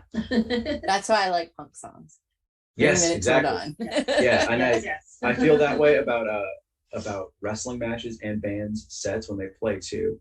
If you're a band and you play longer than 20 minutes, you are cruel. Take it home. Yeah, wrap it up. Like, past 20 minutes, like, you are subjecting your crowd to torture. Unless you're George Clinton. Yeah, well, there's always an exception. There's an exception. But by and large, 20 minutes, get out. I want to hear the good stuff. If you're a punk band, you can probably play like 40 songs in that time. So, like, you really, like, people will still hear you go, okay? Like, 20 minutes is fine. And then, wrestling matches too. Ain't nobody trying to watch all that. Sometimes. Fair enough. Those Iron Man matches. Oof. Ugh. Yeah. I mean, good ones are really good. Yes, that's true. It is. It's true, but few and far between. It's true. Yeah, I think it takes some special, very talented, experienced folks to make those work. Right. Some book creeps into nothing. Yeah. So definitely put me in an Iron Man, so I can lose my voice in the first minute. You're like, just kidding. Yeah, or if it's an I Quit match, I literally won't be able to because my voice is going to be completely gone before that time. I guess I'll win. So when you're on the road, I'm a big fan of snacks. I'm a snack source, rack so snacks. What are your go-to road snacks?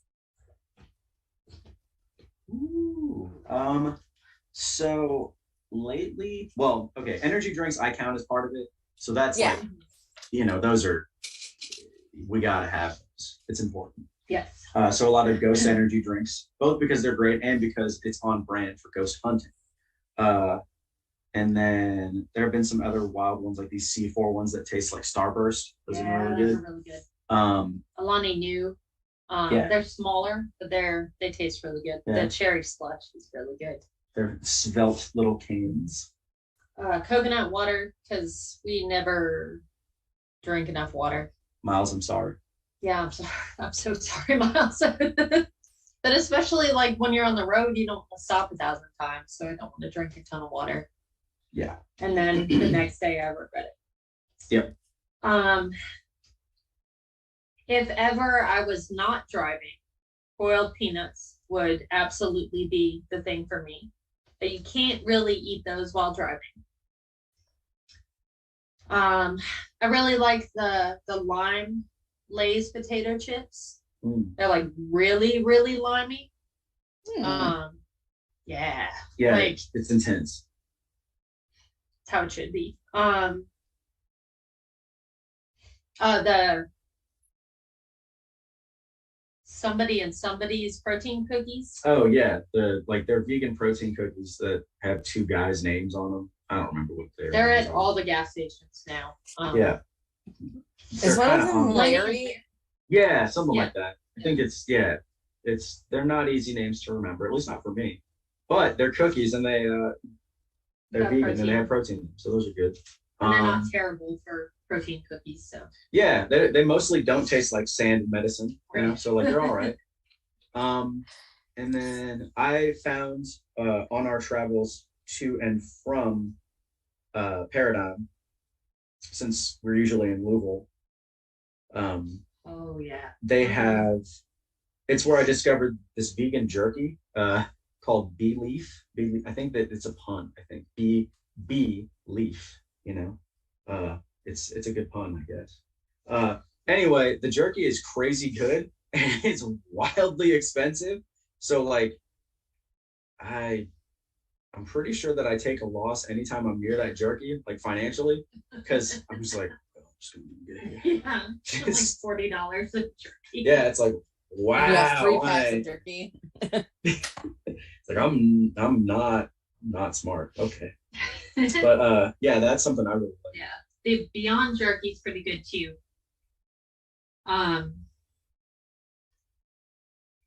This is boring, but I always bring apples.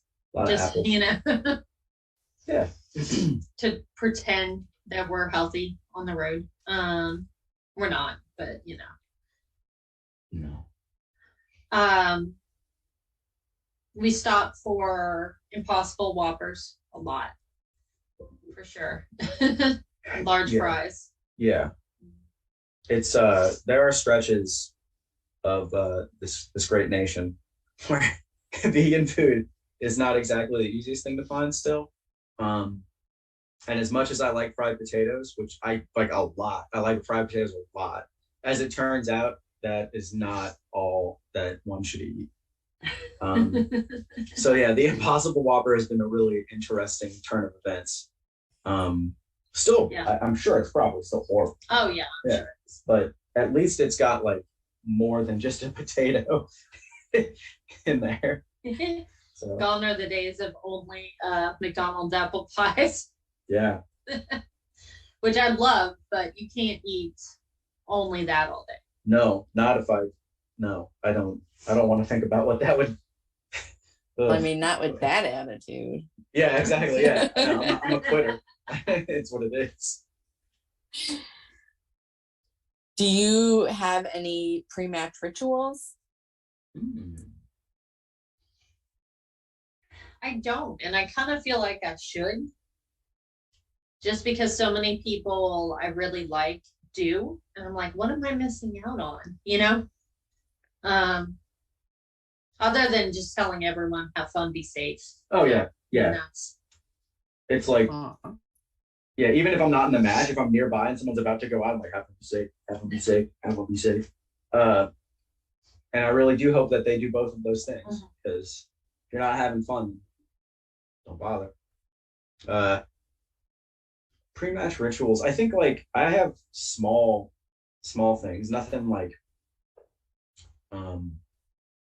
too intense, but just before I go out, I try to just get my blood flowing a little bit. I just do this like, I don't know, this like stupid tiger mask. Like jump and dance thing. I don't know, like it's just something I just started doing. It just helps with some of the nervous energy, get me a little bit pumped up. I usually start breathing real heavy too to try to get myself like pumped up. I'll probably make a bunch of weird faces. No one will probably see them, I hope, but I make a ton of weird faces. And then like I frown real hard, because I'm tough. And I furrow my brow because I'm serious. And then, I go out there and that all communicates, I'm sure. My love for Tiger Mask, my seriousness, it all comes through in my wrestling style. I definitely gathered that. So, yeah, when people see me, they're like, wow, it's like a really serious Tiger Mask without a mask. Whoa.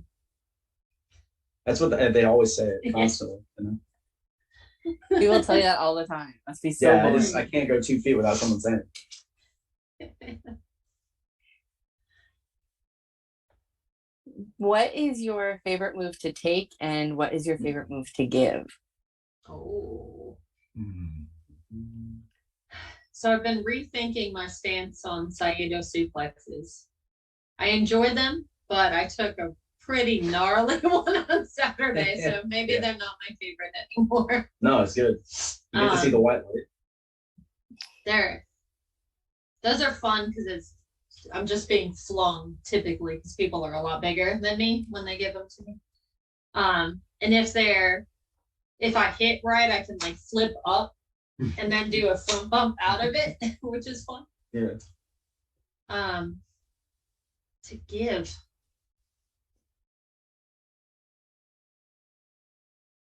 Man, probably a DDT. Yeah, it's a satisfying one. Yeah, simple, fun. Yeah. Yeah. I really, well, there are a couple that I are kind of a fun one for me. Pile drivers, I really, really enjoy taking. Because at my size, like the danger relative to other folks is pretty low for me. Because most people's legs are big enough that it's like I'm not that worried usually. We'll see if that comes back to bite me. But up to now, it's been a real fun one for me because it horrifies people. I love that. Yeah. I also there are some that like I kind of love and hate. Fall away slams, they're just misery, but they're also really fun. Because people can just like chuck me. So I'll usually just skip across the ring like a stone, and it kind of sucks a lot. But at the same time, I'm in the air for a really long time, and that's a fun sensation. And then to give, I really like, I like giving people sentons. I think that's very fun. We've been doing this one lately where like I jump off of Rip's back and then senton someone, and I really enjoy that. That's a lot of fun. I don't know if that's that fun to like have it happen, but We're not asking about that. No. I mean that's someone else's issue entirely. For me, it's great because I get to jump in the air and then I land on them. And that's fun. And this doesn't happen often, but I also really enjoy getting power bombed onto another person for the same reason. Because I was just like, I'm fine, and they're just like, I was like, you good? Like, cool. I'm having a great time. See ya. So with being on the road, usually everybody has like at least like one really good road trip story that was either like really funny or something exciting happened or like you almost died. Like what is your best travel story? And you can like censor names if you need to. Nothing too salacious has happened. People have been remarkably well behaved. It's not like it used to be. These kids, their video games and they're not dying at age 30. Back in my day, brother. Yeah. Oh, well, horrifying. We won't spend too much time on this, but so when we were going to the Bigfoot Oh, right. Yeah. thing. We stayed in Shreveport because there were no hotels or Airbnbs or anything in the actual city that this Bigfoot convention was in. And I waited till the last minute to try to find us anywhere to stay. So I find this hotel on Expedia that's $30 a night, and I'm like, it's just 2 nights, right? How bad can it possibly be? It was bad. So we did not stay. no. We walked into the room and then proceeded to walk back out and give the key back and leave. Yeah. The Google Maps insisted it didn't exist. Up and down. Probably should have told us. Yeah, like no matter how many times I put the address in, it just kept saying that's not a thing or this is closed. So we found it. There were no lights on in the front. Like, hotels, they have the little spot where you can drive in and there's lights and you can see a desk. This looked completely dark except for like a small light source on the inside. That should have also been another indicator. It was scary. It was really bizarre. I felt like we had just stumbled into a David Lynch movie. It was bad. Like that level of feeling unsettled. So, are you certain that it existed? Yeah, I'm pretty sure. Yeah, they took our money. Yeah, and they're like, no refunds. Like, that's fine. Yeah. There were people staying there. We could hear them. Yeah, I saw a of child course we could. screaming at the end of the hallway digging for garbage. So that seemed like it happened. Are you sure it wasn't a One of specter? those nightmares where none of the lights turn on at all? Yeah. No matter how many times you flip the switch? Yeah. This was like that, except that actually happened in the actual room. Because people had taken out all the light bulbs. Yeah, the light bulbs were gone. There was no way to produce light in the room. So that was as close to death as I've been in a long time, I feel like. Yeah. It just seemed like, I don't know, and it looked like someone had kicked in the door to the room at some point recently and things like that. So yeah, it smelled like it was on fire. It was bad. Yikes. Lit by just the light on a phone. It looked especially spooky. I was like, all right, I listen to way too much true crime. Like, I don't want to be a true crime. Like, I gotta go. Yeah, it was just every red flag at one time. Like, yep, I will sleep in the car if I have to. Yeah. Let's go. Shreveport. You are dumb. You are a terrible dumb. We both lived in New Orleans for a long time, and this was as Louisiana as a thing could be. Yes, truly. Like that first season of True Detective. Yeah, it was like that. Yeah. I don't know if there were any spooky cults at that place, but I wouldn't count it out. No. And also, this is just kind of, I mean, it's about this, but every ceiling tile was ajar. All of them. How can every ceiling tile inside of a building be ajar? How? Like, it just seems purposeful. Like someone's just like someone up there poking around. Yeah, like what are you doing up there? Put the ceiling tile back. People hide shit up there. That's the first thing I thought. I was like, oh, there's stuff hidden up there. And it's stuff I don't want to see. Yeah, you don't want any part of none of that. No. Yeah. No. I watch too much true crime also. Like 12 hours. Yeah. So we got there, we were exhausted, and it was like, no, we gotta go. So I guess that's the road trip story we have right that's now. terrifying. Yeah. On the upside, the Bigfoot thing, great. Yeah. So it was worth it. Oh yeah, absolutely. Yeah. If I had died, maybe. Yeah. Take your chances with the Bigfoot. On that Expedia page, it looks like all nice and stuff too. Yeah. Whew. Anyway, Shreveport. Don't stay in Shreveport. Yeah, or if you do, like, be careful because there's some stuff going on out there. I'm just gonna put this out there. Shreveport has never been on like my list of destinations to go to. No? I think that I will just continue to leave that off of the list. Oh yeah, visit scenic Shreveport, Louisiana. It's great. If you like, if you love having your own mortality shoved in your face, go to Shreveport. I bet the rest of it's okay. Just this hotel was. Yeah. Yeah, Yeah, maybe it's I don't. fine. I'm not gonna chance it. I'll be honest. That yeah, I would. I wouldn't. So, I have just a couple more questions. Then we'll go to questions from chat, and then we'll wrap up. Sweet. So, what would you tell a 10-year-old version of yourself Ooh. if you could go back in time? 10-year-old version of me. Okay, yeah. Okay. You're gonna have incredibly sick tattoos. They're all gonna be very dumb, but they're super cool. You still like the dumbest possible music. You will never bleach your hair like Billy Joe from Green Day. It just won't happen. Your hair is not straight enough to do a mohawk.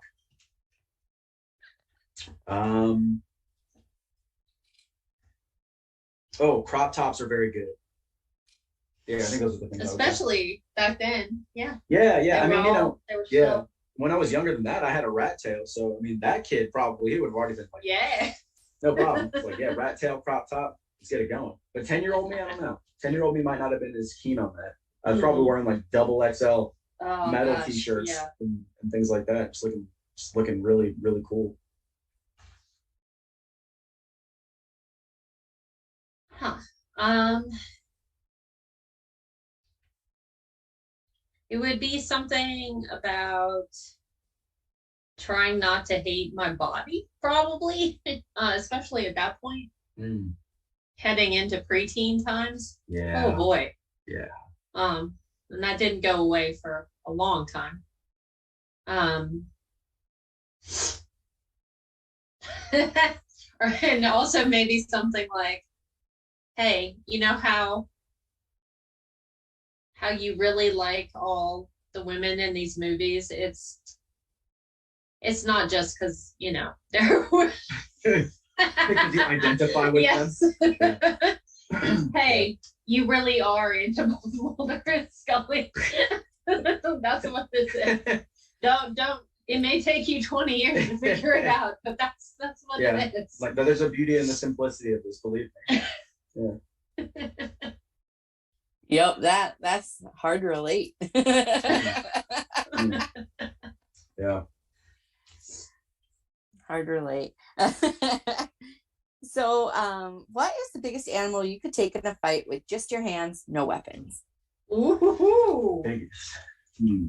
And you can pretend it's attacking you if that makes you feel better. Okay. I'm gonna do the shooter pose, right? Yeah. Goodness. Not a bear. I can rule that out straight away. Because even a lot of people trained bear? No, not even a trained bear. Okay. Like you've seen Tracy Smothers match with the bear, right? I mean, Tracy, honest to God, does moves on the bear. I've never seen anything like it. It's crazy. The snap bear. The bears just go. It's crazy. Yeah, he also does a snap bear. He does like a yeah. He does like an inside trip on the bear too, and then goes for a pin. It's crazy. It's completely wild. Tracy was, but not a bear. You're saying? Yeah, not a bear, because I'm not Tracy Smothers. Yeah. Who is, right? Who amongst us? Right. I think like maybe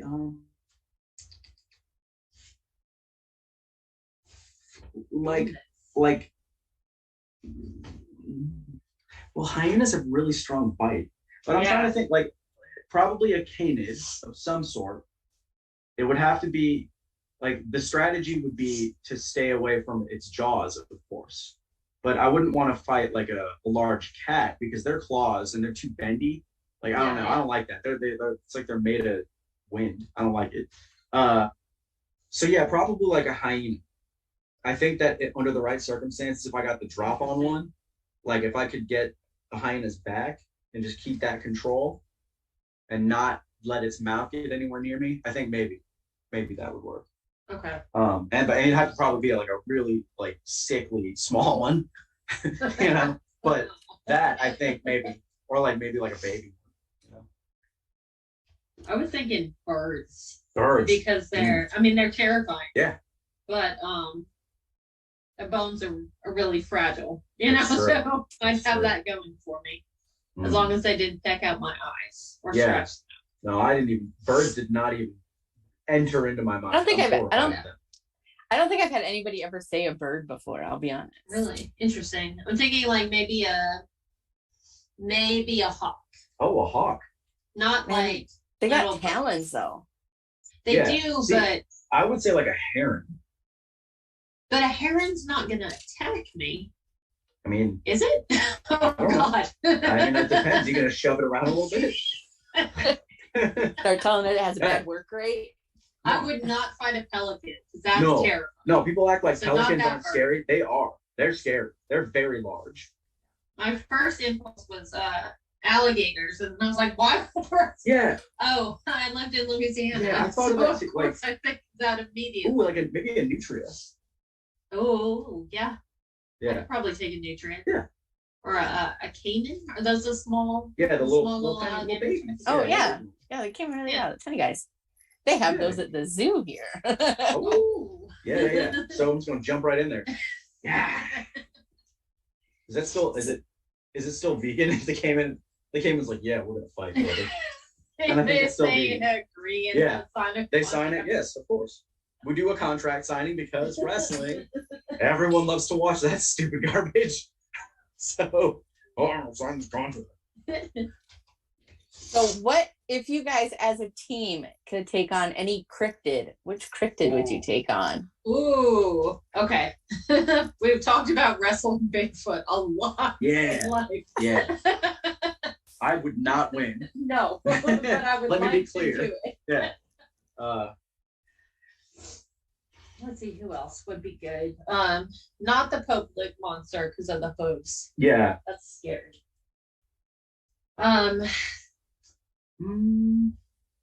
The little the Hopkinsville goblins. Oh yeah, as long as it's not like small. If it's not like 10 of them, like 'cause I'm not, like maybe if it was like a tag match, like if it was 2 of those goblins and us, I think we could probably do okay. Yeah. Yeah, so Hopkinsville goblins are on notice, is what I'm telling you. And they better not try anything funny because I know there's like a bunch of them. You know, it's gonna be twin tagging. Yeah, exactly. They're gonna twin it's gonna be over and over, like an endless series of doink and dink, just one after another. I don't want that. I have my eyes open. I know that trick, goblins. So yeah, you're not gonna fool me with that one. But yeah, we could definitely take those. So how do you take your pancakes? Ooh. So you don't like this way, but I like to put a lot of syrup, no butter. But like several times as I go. So like on the top and then in between all of them. And then you have to like refresh it because it all absorbs in there. And a little bit of powdered sugar too. Nice. I've only go ahead. Oh no, I was just that's a good way. Oh, okay. Yeah, I mean because you are Val Pancakes. I was like, wait, hold on. Now I will. Okay. I've only very recently actually accepted syrup as a part of the pancake dining experience. As a kid, I would just eat them dry, like just completely dry, nothing on them, no butter, nothing. That's weird. I didn't want any of that. But so recently, I've come around. I'm like, but I don't put it on there because that's just like that's a little much for me. So like I'll cut pieces off and then like I'll put them in the syrup, like to be very particular about how much syrup I get. Because otherwise it's just too much. It's just too much. Real maple syrup. Oh yeah, for sure. Yeah. Although the fake kind is really good too. Listen, I honestly kind of can't tell the difference between the two. Like, yeah, I know. But look, it's like a Pepsi challenge thing, maybe. But I never have fake next to the real one to be like, oh, like I don't. Well, I mean, typically you don't drink it. I mean, maybe y'all don't. I And as far as flavorings, chocolate chip pancakes for sure. Blueberry. I like blueberry.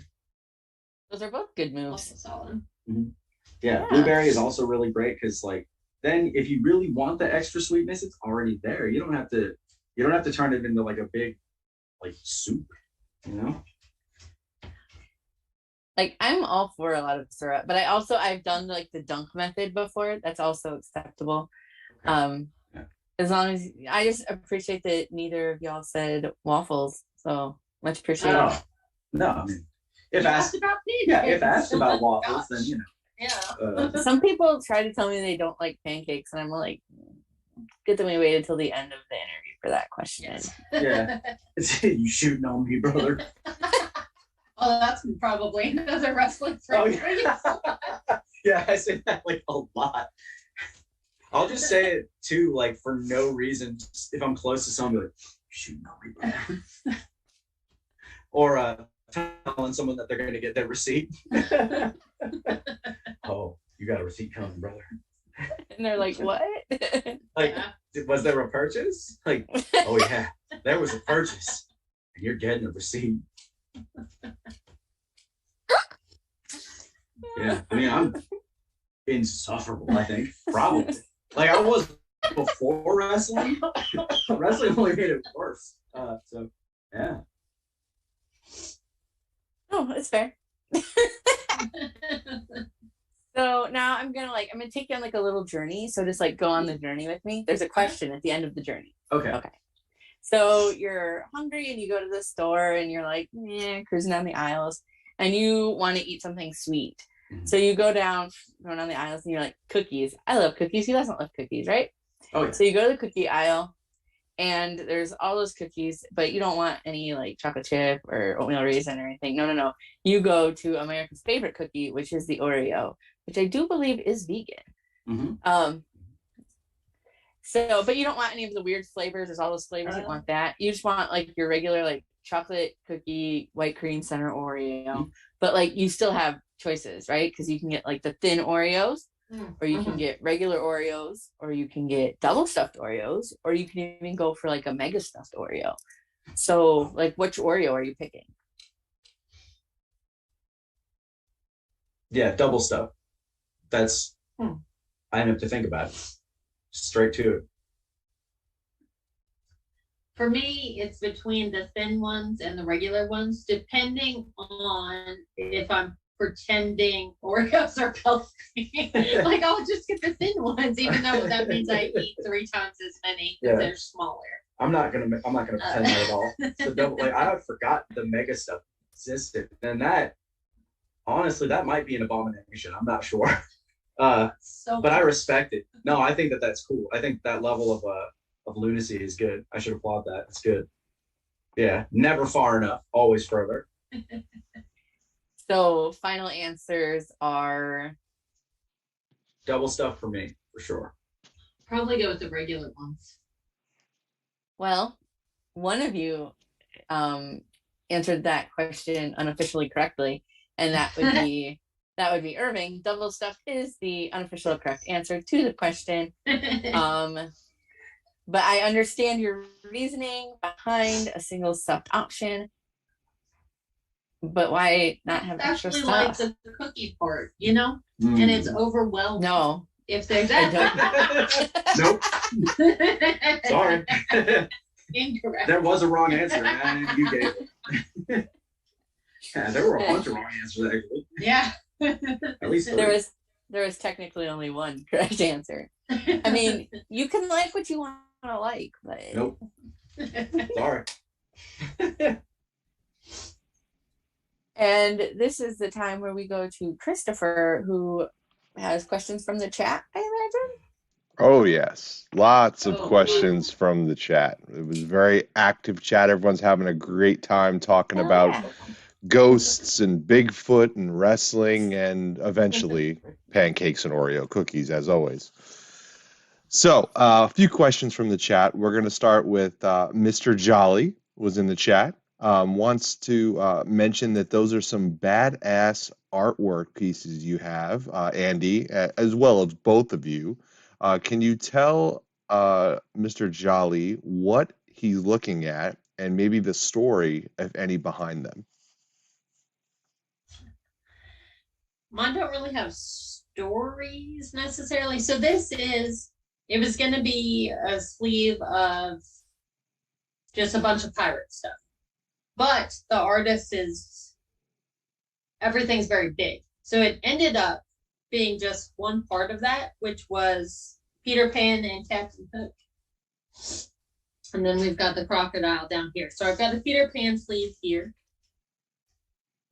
This is Andre the Giant from The Princess Bride. And then I've got of course now I can't think of the name. A Korok, who's doing a snatch right here.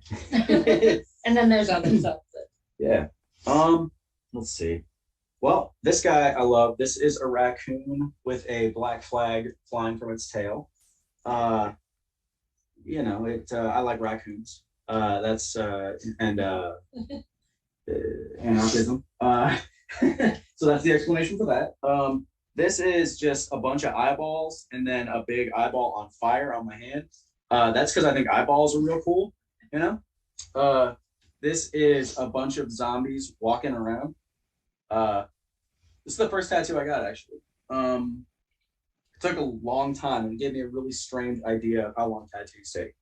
And then there's like other ones. And you've got yourself? Yeah, I've got a skeleton version of me on my leg coming out of a big cup of coffee because I thought that would be funny. And it still is to me. Oh, right. This is a werewolf licking an eyeball inside of a skull. Again, because I thought that would be cool, and it is. There's a chaos cross behind it. That was something that the artist pitched to me, and I was all about. He really read me. He got to the core of who I am, which is to say, not very smart. And then this is a thing that started recently. This is a bear with prayer. Well, I guess paws more than hands. And it's crying, and he's got a crown of thorns. And there's this part in the middle with the 3 axes because I'm straight edge and a dork. There's like a lot of flowers, you know, because I like flowers. So yeah, the common denominator with my tattoos is that I don't think too hard about them, but I go to artists who are very good. So they make them look like actually maybe there's some depth to them or me. Yeah. I guess the only smart tattoo I have you can't see. It was based on Aussie, I don't know how to say it in the British way. Ozymandias. I think so. A poem by Percy Bysshe Shelley about a statue of a tyrant that's like fallen down and crumbled. So it's like statue work, and yeah, it's pretty cool. I really like that poem. That's the only one that has even remotely anything besides, hey, I like this. Right. So. Oh yeah, and I have a minor threat tattoo. Well, technically 2 of them are tops of my feet. Again, dork.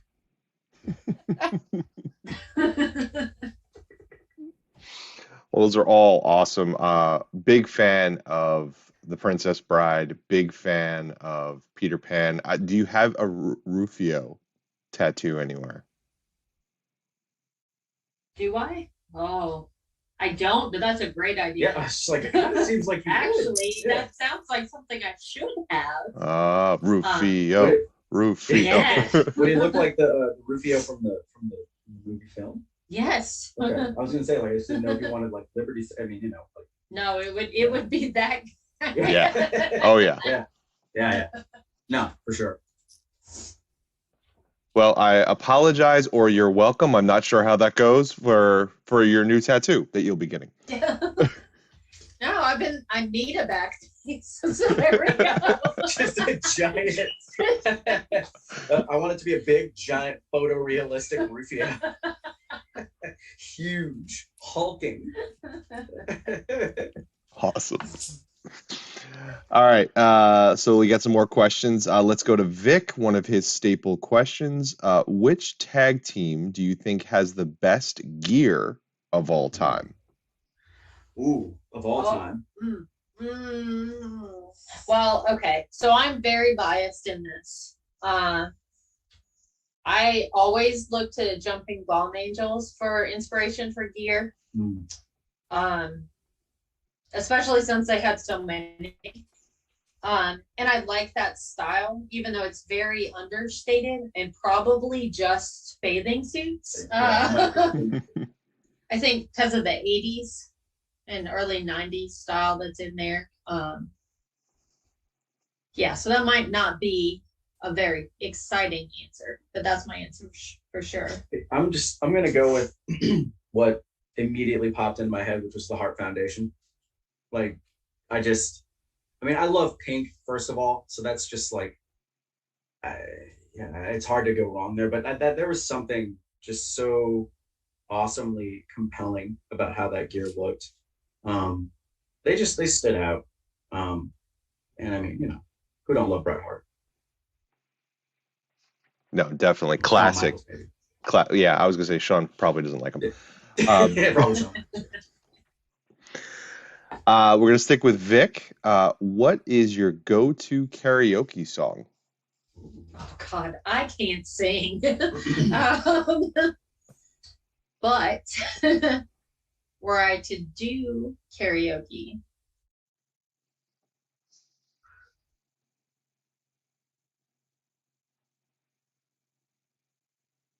oh, this shouldn't be this hard. Oh my gosh. Okay. I know.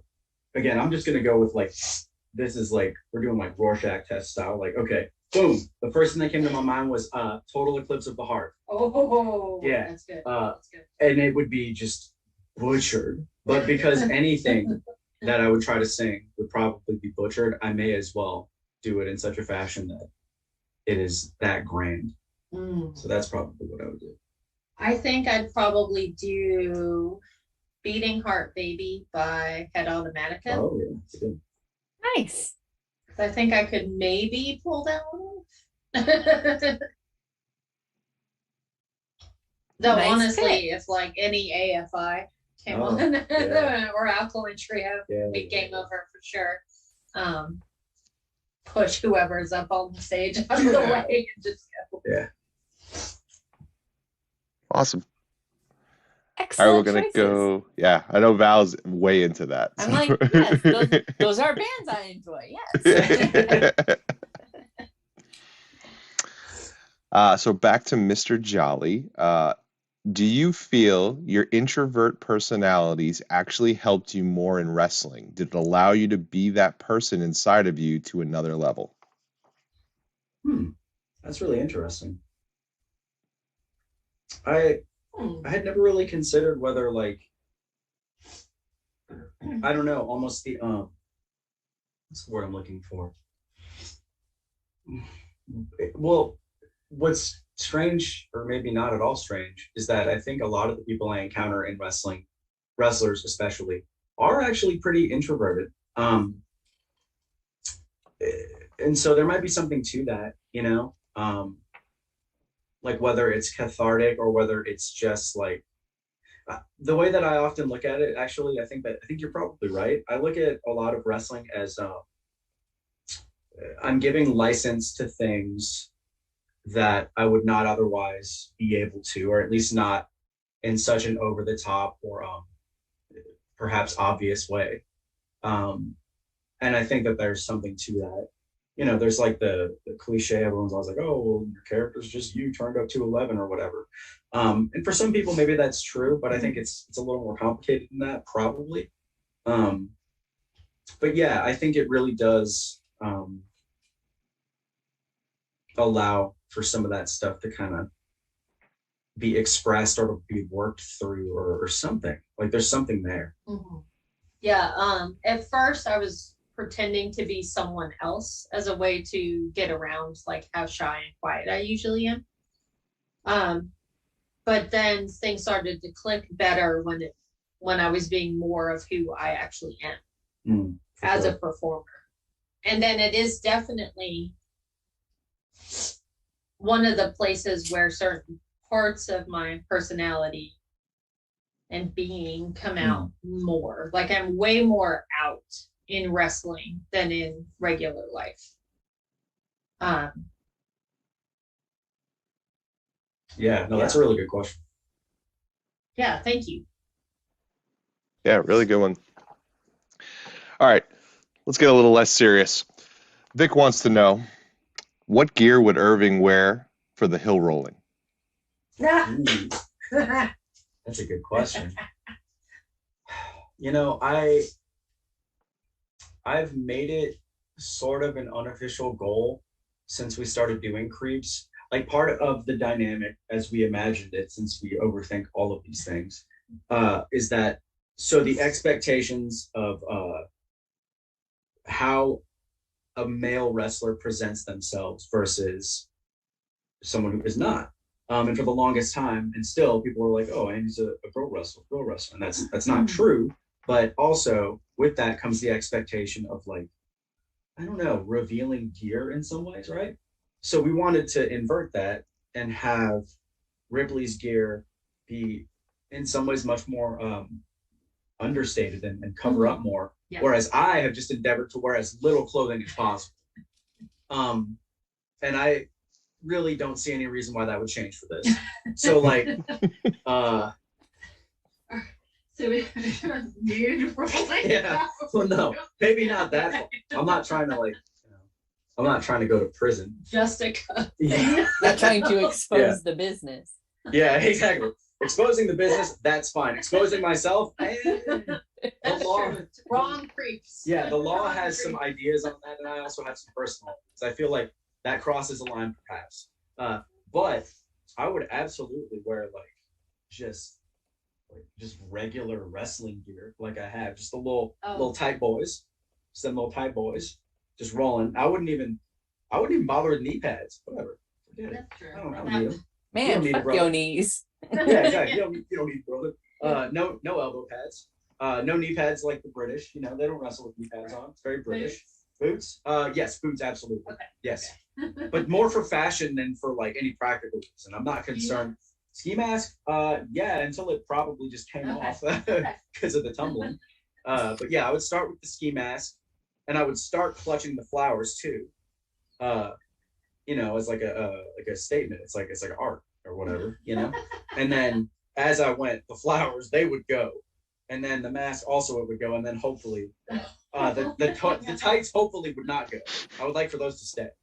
But yeah, that's probably how I would do it. All right. Colors? Oh, what colors? Sorry, Dad. No, well, pink's gonna be there. Pink is gonna. Okay. Oh, you know what? It would be almost like I would want to do a pale pink and then also white. So it would be like deathmatch gear, you know? Like they always come out like looking like Denim Dan, wearing like white jeans and like a weird white shirt, you know? Like that. So that when I invariably just busted up everywhere, there will at least be one part where it's just like, oh yeah, he ain't doing good, you know? We're going to have to make sure we film that. I know it's probably not something that normally gets filmed, but we'll make sure that it gets filmed. Yes. All right, so back to Mr. Jolly. What's the worst experience you've ever had in the ring? Oh. I broke my wrist in 3 places. Yeah, that one's easy for me. That's fine. Pretty bad. Actually, mine came to me straight away. You know, stuff always goes sideways. It's just the nature of the thing. But I got power slammed in such a way. I'm not placing blame exclusively on my opponent either. I think this was a both of us thing. But if y'all have the misfortune of remembering when Kenta Hideo Itami, when he got power slammed and then got spiked right on his head and it broke his neck. That happened to me, but my neck didn't break.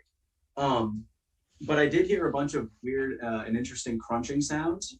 Saw white light for a little bit, and then came to my opponent being like, "You good?" To which, of course, I said, "Yeah, I'm fine." And then, you know, we finished the horrible, horrible, godforsaken match. But yeah, that was probably the scariest thing that's happened. And let this be a lesson. Many of you have, if there are wrestlers watching this, how many times have your trainers told you if you try to do something in a match and it doesn't work, move on. Like, don't go back to it. Do not circle back. I swear to God, do not circle back, because the first time we went to do it, it was like just something weird. Like, I don't know. We should have known better. And I think both of us had that voice of our trainer, and they were like, "Don't go back to it. Don't do it Don't again. do it again." And then, of course, we did, and then I almost died. So, what little wisdom I have, I think, is contained in that. Just keep it moving. You don't have to do all the things. If something doesn't work, whatever. Plenty more things to do. There's a story to be told. Don't worry about the stupid power slam. So yeah, that was the worst. Somehow I'm fine though. Mostly. Next I question had is a from. cool Okay. cast for a long time. Yeah. Anyway, Yeah, and come you got on. a metal plate. I do. I have a metal plate in my wrist.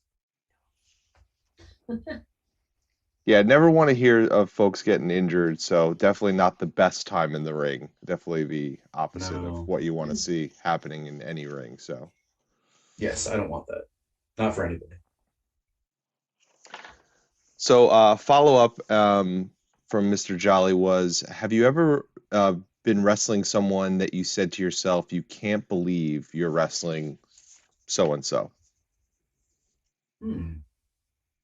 I guess you can take that either like good or bad. I was taking it good. I was hopefully taking it good, but yes, I'll allow it either way.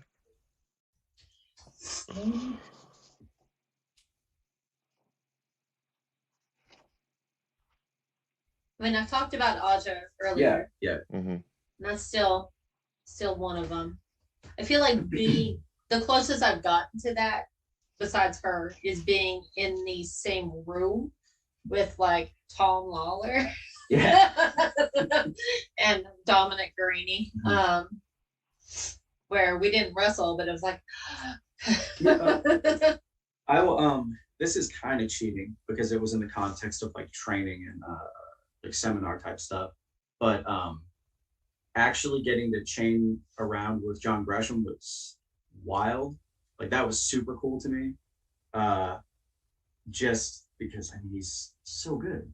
Mm-hmm. And I didn't feel like I was just totally lost. Like I was, like we were in there, we were chain wrestling. It was just happening. So that was like, I'm still like, wow, that's crazy. yeah, that was super cool. I got to lock up with Jordan Grace at that same seminar, which was awesome. Yeah, also. She's great. Let's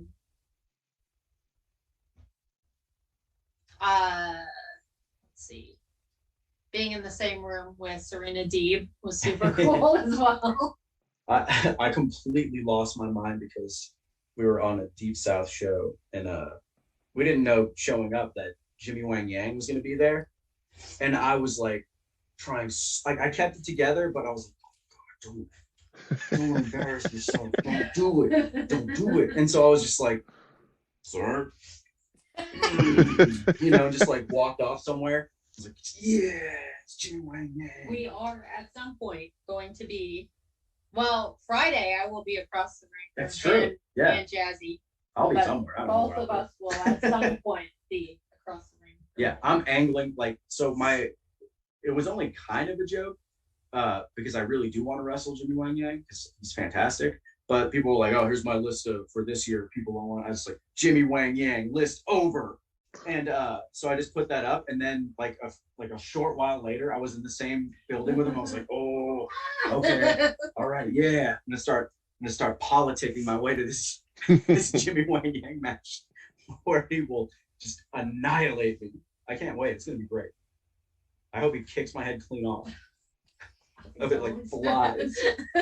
Death by Jimmy Wang Yang. Yes, that's all I've ever wanted. Like if I have to go out, I want it to be because Jimmy Wang Yang kicked my head off. Put it on my tombstone. All right, last question from the chat from our VIP Vic. Are either of you envious of someone else's tattoos? Ooh. Oh, huh.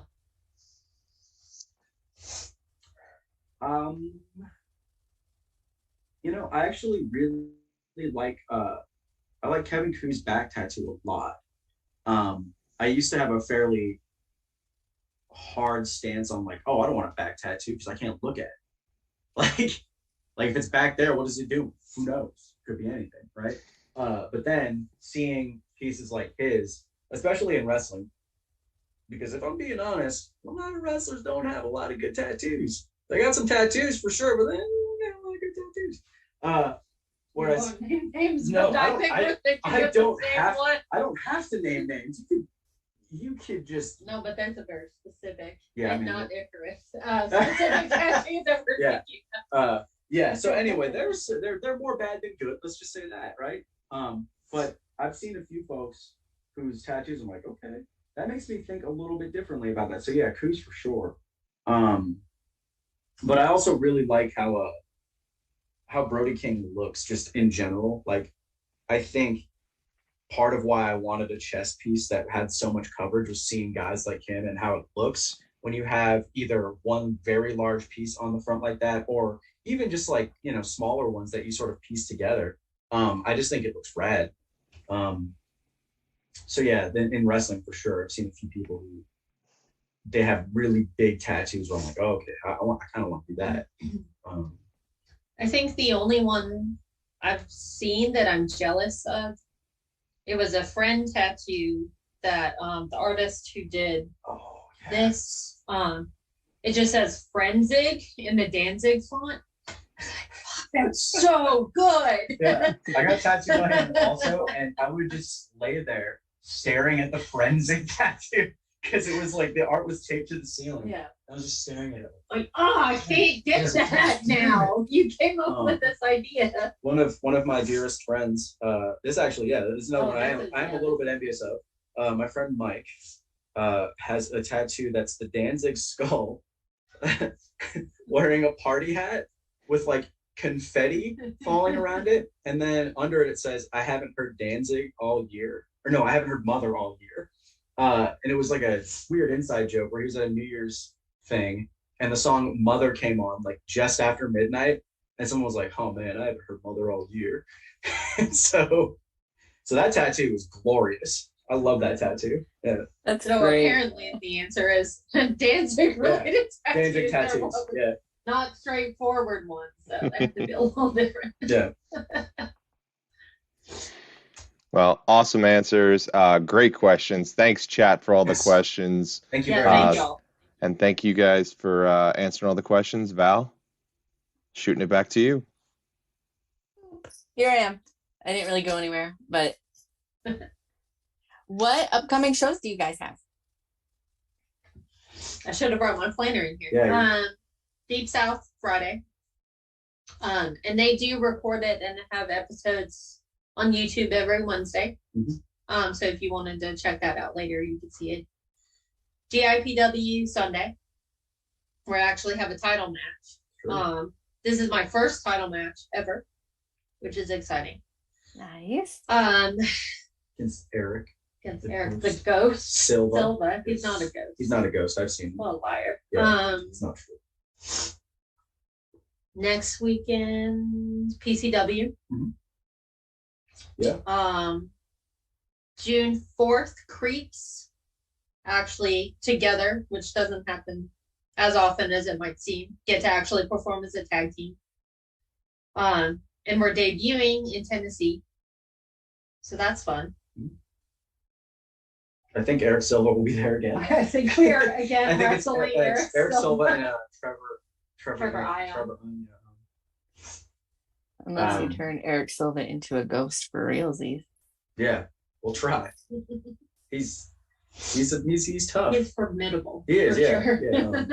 He's done unspeakable things to me in matches already, so he has it coming. What else? We've got other stuff coming up. Southern States Pro. Yes. They had a tryout, like a combine day on Sunday. And we, I don't know, made the tryout. I don't know the word. We try out. I don't know about sports. Yeah. Made We the team, I guess. combined.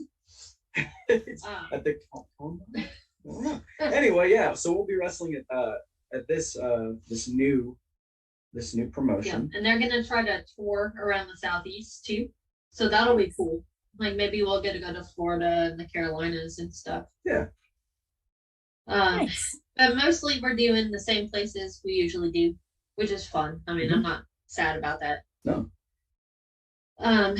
Hopefully Paradigm soon, but they're working stuff out, and I love them, but I'm not going to New Jersey for that show they just announced. I will. I'll go to New Jersey. You can learn to drive and drive yourself to New Jersey. Sure. I already know how to drive. It's just not legal. Yeah. I'm not going to tell anybody. I mean, hopefully, like, I would love there's a short list of places that are in the immediate area. Real quick, I have a heavyweight title match coming up in June at Southern Violence. Yes, against so that's awesome. Austin.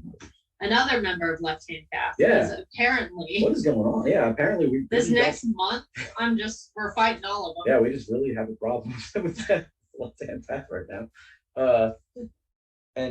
Yeah, so I mean, like, I'm hoping we can venture out and try to do things like TWE in Chattanooga, and try to do things like Crux Wrestling if they're doing the shows that they've been doing. Yeah, New South and Pro South and there's just so much cool stuff in the immediate area that I would really love to be able to get out to and you know, hopefully if we're not already at a point where we can bring something of value to those shows, which is fine if we're not there. Hopefully we will be soon.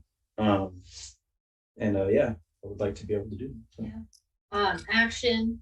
I feel like I have to mention the Action show on Saturday, where we will not be performing. We may be there, depending on how tired I am after Friday. But that's in Noonan, Georgia. It's going to be awesome. Yes, the last show, if you haven't watched it, was fantastic.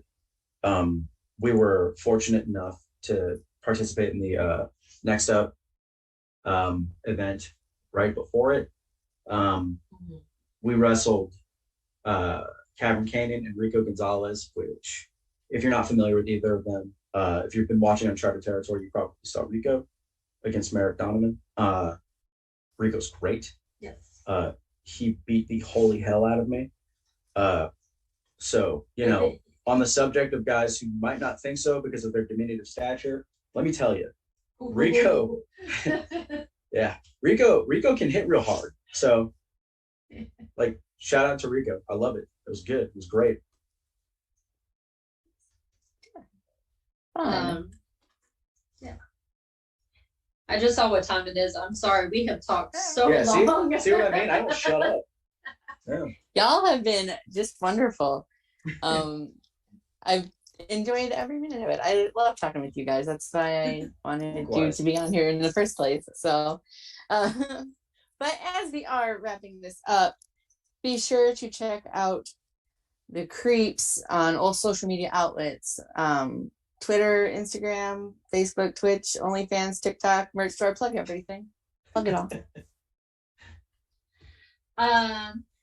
Primarily it's just Facebook, Twitter, and Instagram. I have a TikTok, but I don't use it. It's at Andey, ANDEY Ripley on all of them. Yeah. All mine's Irving West, PhD. I don't have an OnlyFans yet, but you know, gauging public interest. You know, he posts premium content for free on occasion, so you know. I just, you know, I just love to please. You know. And this has been a true delight. Thank you. Thank you guys for hanging out with me tonight. This has been The Stack. I'm Val Pancakes. This has been C.R.E.E.P.S, AndeyRipley, Irving West. Be sure to follow them literally everywhere. And be sure to tune in next week when I have referee extraordinaire Gina on the show. So I'm very excited to talk with her. That's awesome. All right, so much fun. But thank you guys once again for hanging out with me, and thank you for the chat for hanging out with me here on The Stack on the Action Wrestling YouTube. Yay. Bye. Thank you.